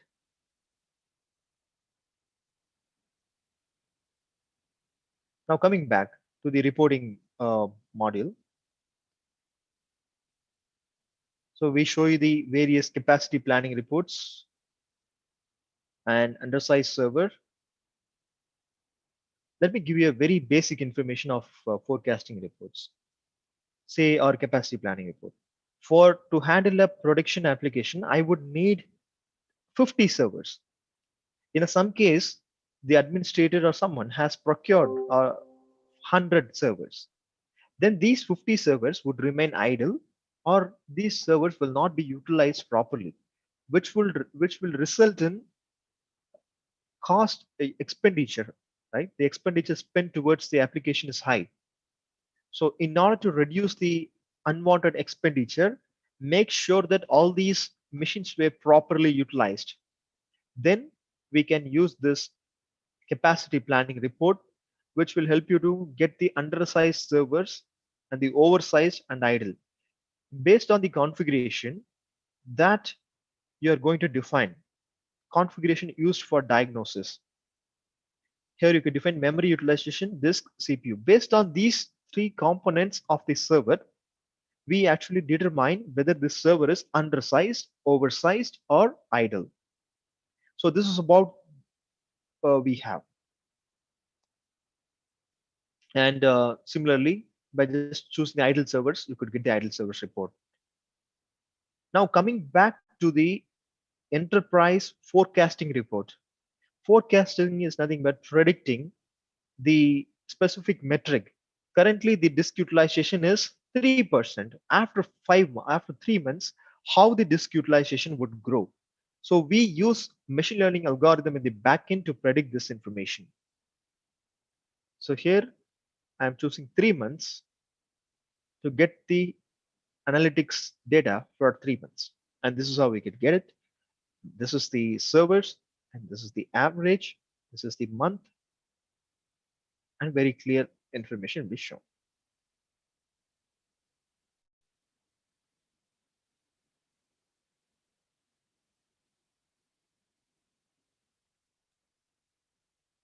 Fine.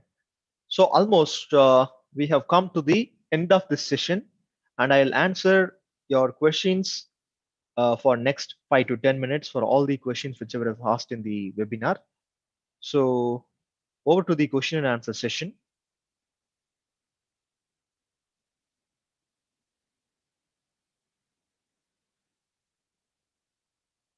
Let me open the questions.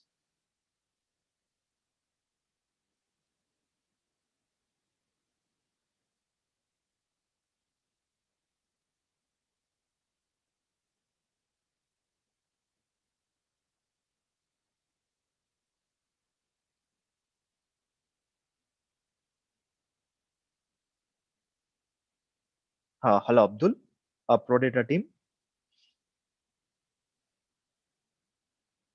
Hi. Hi, Abdul. Okay. Abdul, could you please just translate these questions for me? Okay. Go ahead.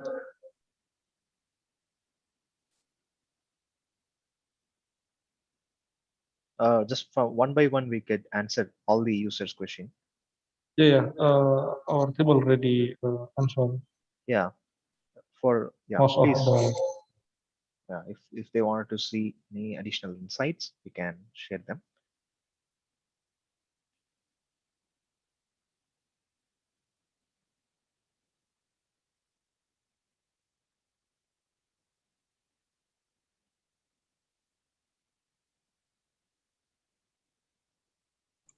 Okay, yes, Anand. So we're going to discuss a question that coming from chat. All right. Yeah. Yes, please. Okay. So let me check. Basically, we already answered some question, but let me select a question that we can discuss. Sure, please.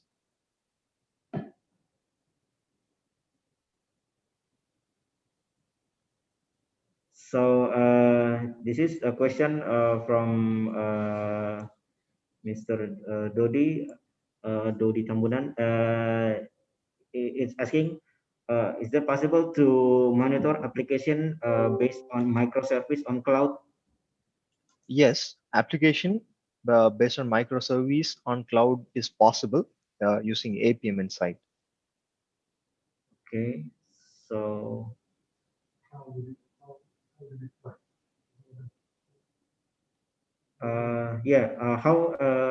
it work?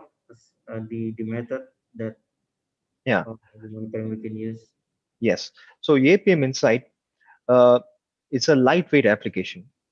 This sit on top of your application. This use a method called bytecode instrumentation, where this actually show the performance of your application. I mean, it hooks up with your web application, it hooks up with the application process itself, and whenever a user is performing, based on the request that this web container or web server is receiving, it captures the data and show it in the APM Insight panel, which we have discussed previously during our presentation. That is, here, by just choosing the APM Insight, we show you the information. This is the actual end user performance of your application performance management in a single console. So this is how one can view the data. The AppDex score is a single point of SLA. If it is 0 or if it is 0.5, then the application is performing very slow or some issues with that. So if it is 1, it's all good. By using this score factor and customer happiness rating, so we provide direct customer happiness rating, that is satisfied percentage of the customers, tolerating and frustrated. So we show all these one by one right here. We can move to the next question. Okay, so it's also the question coming from Mr. Dodi also. Yeah. How can we create a custom dashboard on App Manager? Can we show the dashboard that we can show on Operation Center, like NOC Center? Yeah. NOC view. In Applications Manager, creating a custom dashboard is possible. In order to create a custom dashboard, just choose this home. In the Actions menu, there is an option called New Dashboard. You just have to create new dashboard, and then since this is a demonstration site, I don't have an access. Let me show you a different site and give you a clear information on this. I'll give you a live demonstration on that specific question.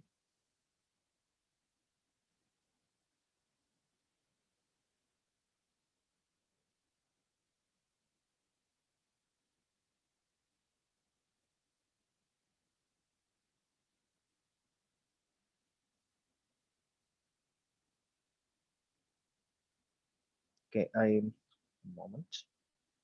So we have this option called widgets. By using these widgets, one can actually find how well that could be possible. So I'll give you an example on the same.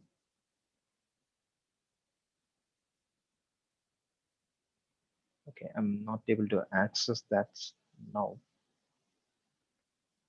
I'm having some network issue. I'm unable to access that. So here we have an option called add widgets. So these are the widgets like monitor by status and downtime widget, right? So one have to just create a widget, edit the widget, and choose what specific monitor they wanted to view. Based on that, they can create their custom dashboards on their own. And we, in the recent versions of Applications Manager, we have did a lot of enhancements with specific to the widgets. So I would recommend the users, if they are evaluating or if they are new to Applications Manager, they can download our free evaluation version and perform the evaluation. And if you have any questions, please feel free to reach out to the Prodata team. So they will help you with that. Yes, next question, please. Yes, Anand, this is the new question from still regarding the dashboard. Is it possible to change the logo or the icon for the monitoring, like a server or a service or other Yeah, on dashboard? that's a very good question. Yeah. That is possible.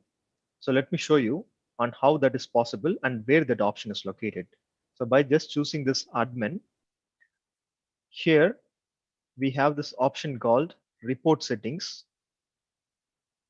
After choosing report settings, here we have this option called logo settings. By just choosing this logo, all the user have to do is they have to upload their image right here by just choosing change through which the logo will be changed, and whenever you fetch the report, your company's logo will be embedded with your report. Yeah, I think the question mean not the rebranding. This is for the icon for the monitoring, like icon for server, icon for database. Okay, icon for server and icon for database. Say for example, um, Active Directory or a Microsoft technology or Mongo. Say for example, MongoDB use this leaf image, leaf Okay. icon. So that's an legacy. That's their own proprietary image. So we can't change their logos, right? Mhm. That's an icons of MongoDB. Yeah. Yeah. How about the application group? Can we create icon or customize the logo Yeah, so there is an option called creating an application group that is possible. and So change the uh, icon? icons for a group is because group is a logical mapping. Say you just create a group called production, associate all your production servers to the group. You could associate which user want to view this group. Assigning an image or custom image to your application group is not possible. It's not available at the present. If possible, I'll take this to my product team and check if this can be made as an enhancement.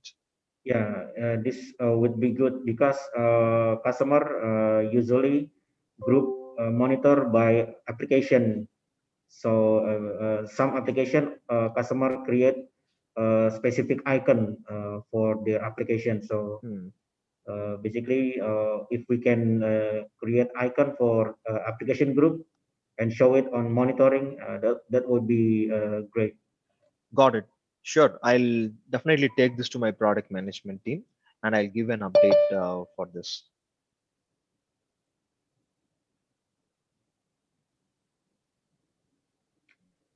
We can move to the I next think question. that is the question we got so far. So these are all the questions we have got. Um, Do we have any other pending questions to be answered? If yes, let me know. yeah, no, I don't think so. You already uh, Okay, answered most of the question. perfect. So that means we have answered the questions. So I'll just give a quick information for all the participants. Hope this session was informative in gaining the insights on Application Manager. So if you have any questions, you could always reach out to a Prodata team at any point in time. Please feel free to do the evaluation. You get free evaluation support at any point in time also. So with that, I'll quickly conclude this session and I'll switch the session back to the Prodata team. They will share some insights and will end this session. I'll be the backend if any user has any questions in the meantime. Thank you, everyone. I really appreciate your time. See you. Cheers. Bye. Thank you, Anand, for your time, for your sharing, and for the information about Th- the Thank application you. manager. Thank you very much. Uh, Stay safe and stay healthy for our culture in India, right? Oke, terima kasih Bapak Ibu sekalian sudah mengikuti webinar kita dari awal sampai akhir. Sebagai sesi terakhir kita ada small quiz yang sudah kami siapkan untuk Bapak Ibu sekalian. Ntar saya coba share dulu.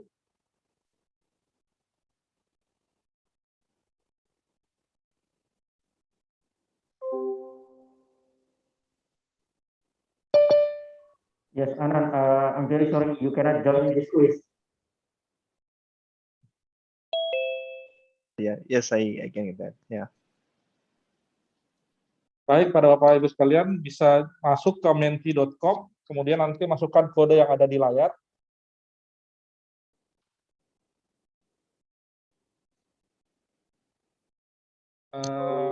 Kami siapkan ada voucher untuk 3 orang pemenang.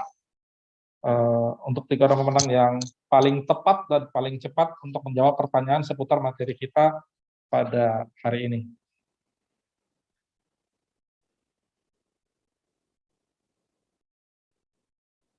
Linknya tinggal masuk ke browser Bapak, menti.com, ketik saja menti.com, kemudian nanti masukkan kode yang ada di layar.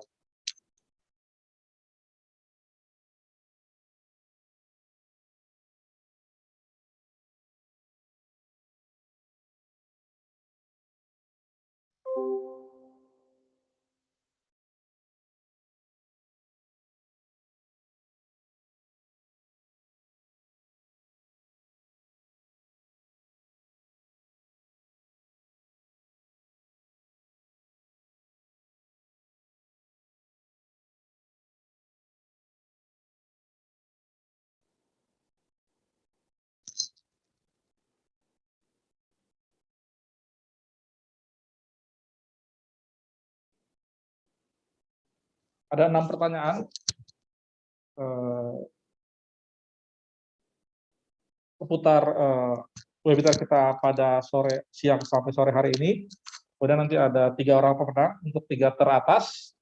Untuk 3 orang teratas nanti harap untuk bisa capture screen layarnya, kemudian kirimkan ke sales@prodata.co.id. Nanti kami akan hubungi Bapak untuk pengiriman vouchernya. Kodenya ada di layar 59924759. 59924759.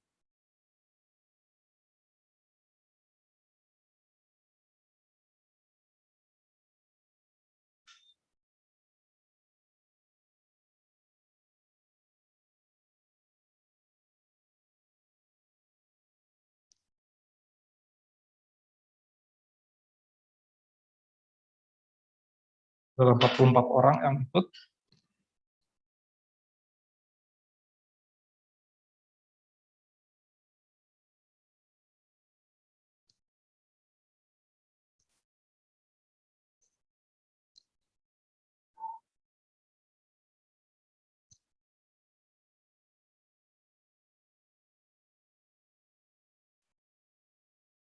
Kami masih ada waktu sekitar 2 menit lagi.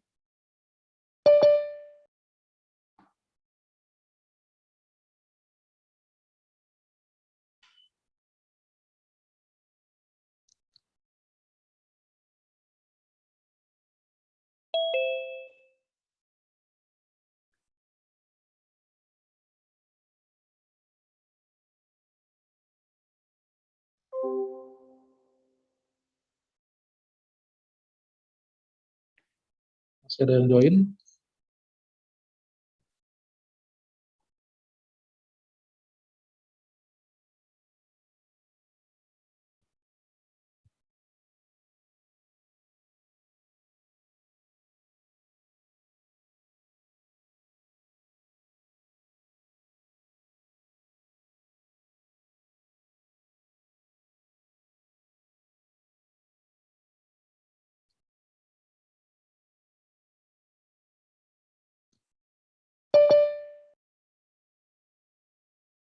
Untuk karyawan Prodata tidak diperkenankan untuk mengikuti kuis ini.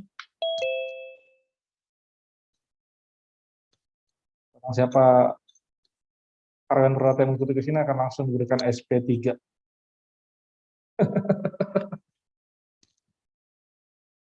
Masih ada yang masuk, jadi kita masih tunggu, mohon maaf, mohon sabar sebentar Bapak Ibu sekalian. 1 menit lagi saya tunggu.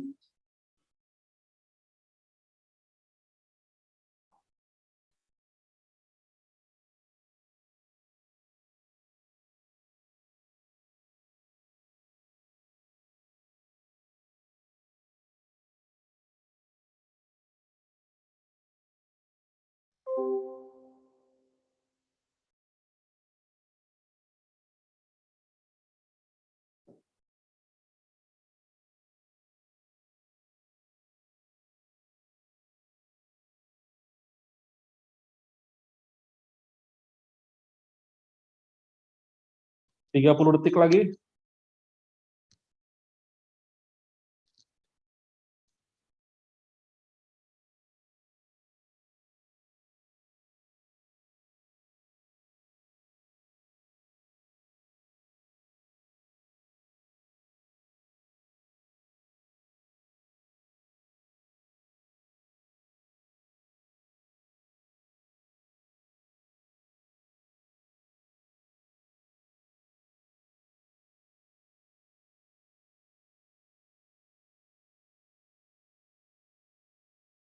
Oke, kita mulai.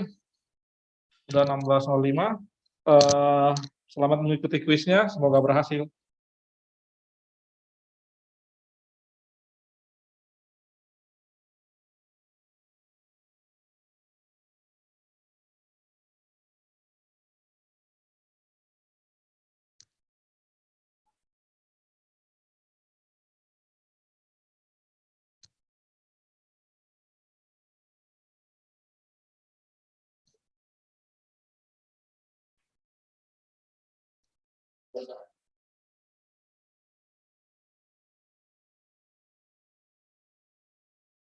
Waktu habis.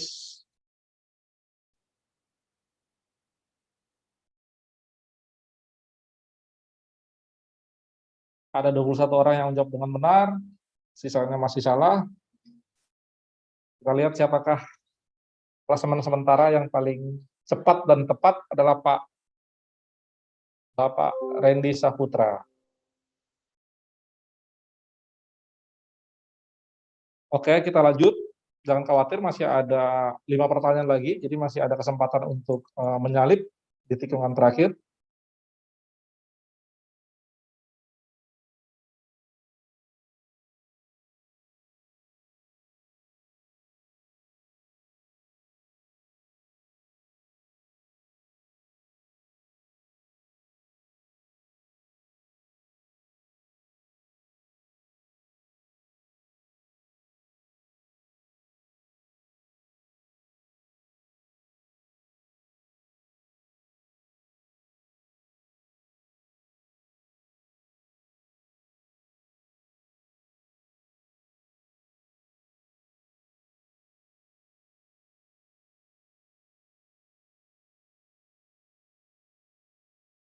Empat 40 orang menjawab dengan benar. Kita lihat siapakah jawab tercepat dan tertepat di pertanyaan kedua ini.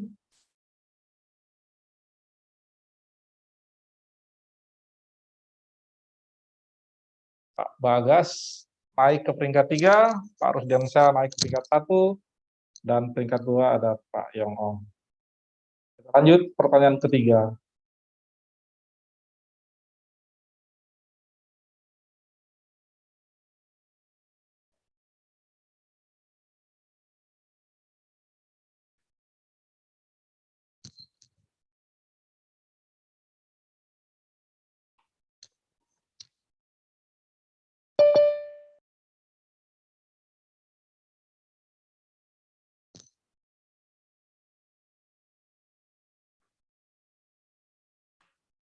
Kalau model pertanyaan gini harusnya jawabannya dekat akar lah jawabannya.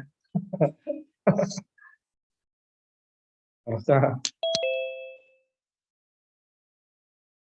feelingnya udah ada lah jawabannya.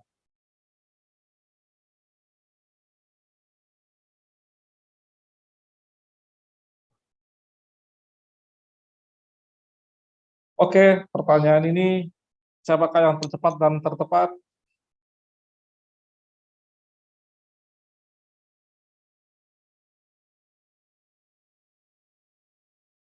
Pak Denny naik ke peringkat 3, Pak Rusdiansyah masih bertahan di peringkat 1, disusul oleh Pak Yok. Kita lanjut ya Pak.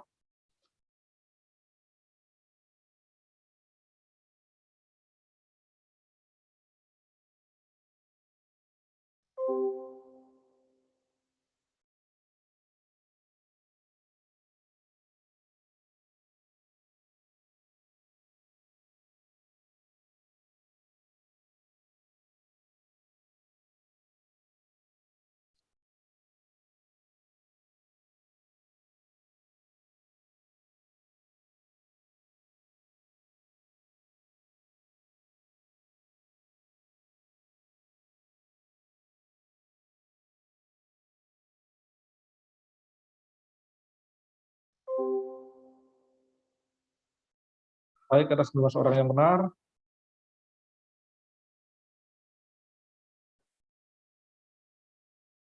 Kita lihat apakah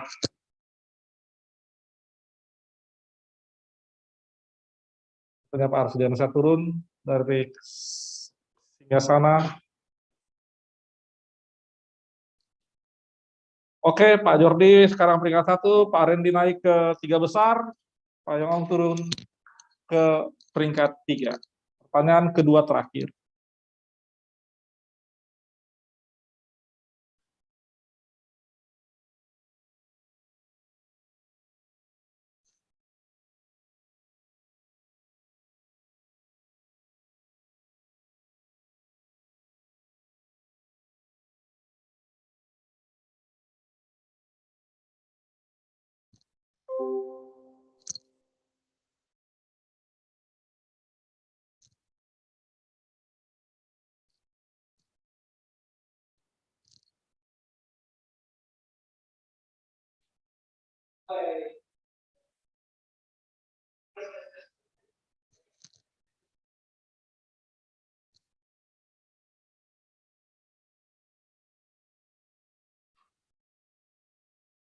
Baik, 43 orang menjawab dengan benar.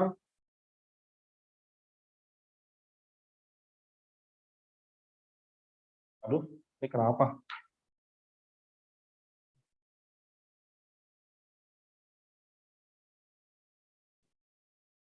Kenapa banyak coretan ini ya?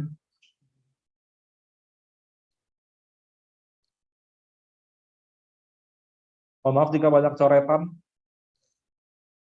Ini juga masih misteri buat kita. Pak Jordi masih ada di peringkat yang pertama.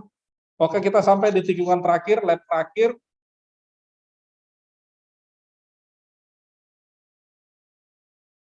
Pertanyaan ke-6 dari 6 pertanyaan. Ini pertanyaan akan sangat mudah.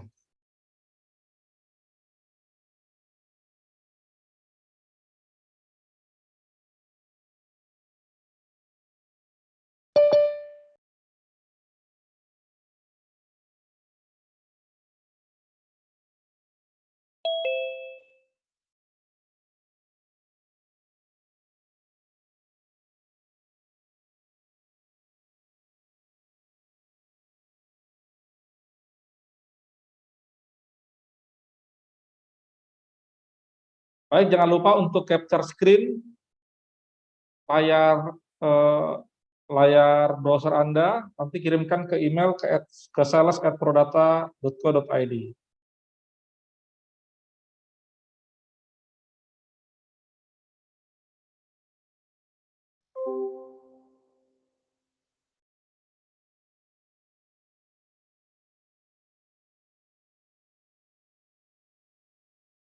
Tiga besarnya adalah ya, masih Pak Jordi, Pak Randy, dan Pak Yongong. Untuk ketiga Bapak ini, silahkan untuk capture screen, kirimkan ke email ke sales@prodata.co.id.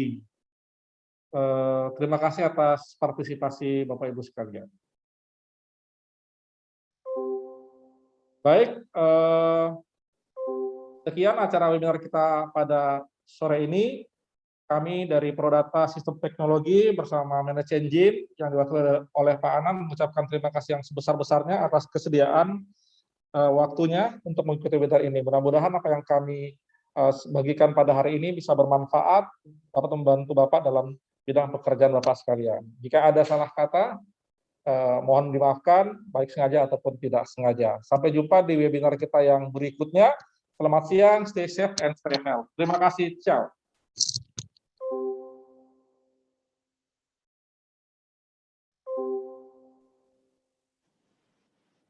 Thank you, everyone.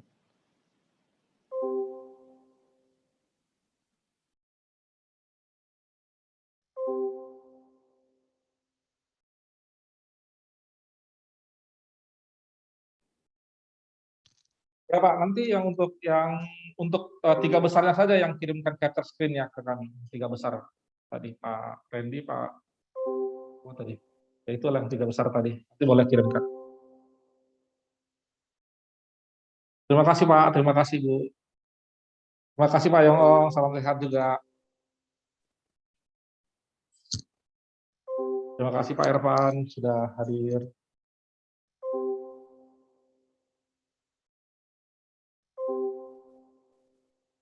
Silakan Pak Sigit, silakan Pak Bagas.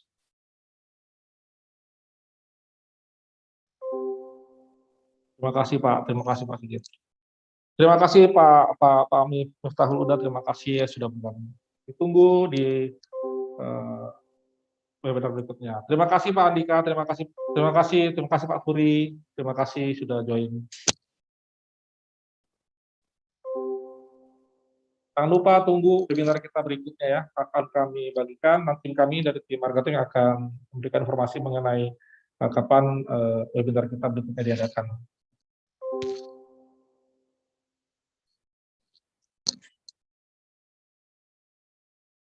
Terima kasih Pak Randy.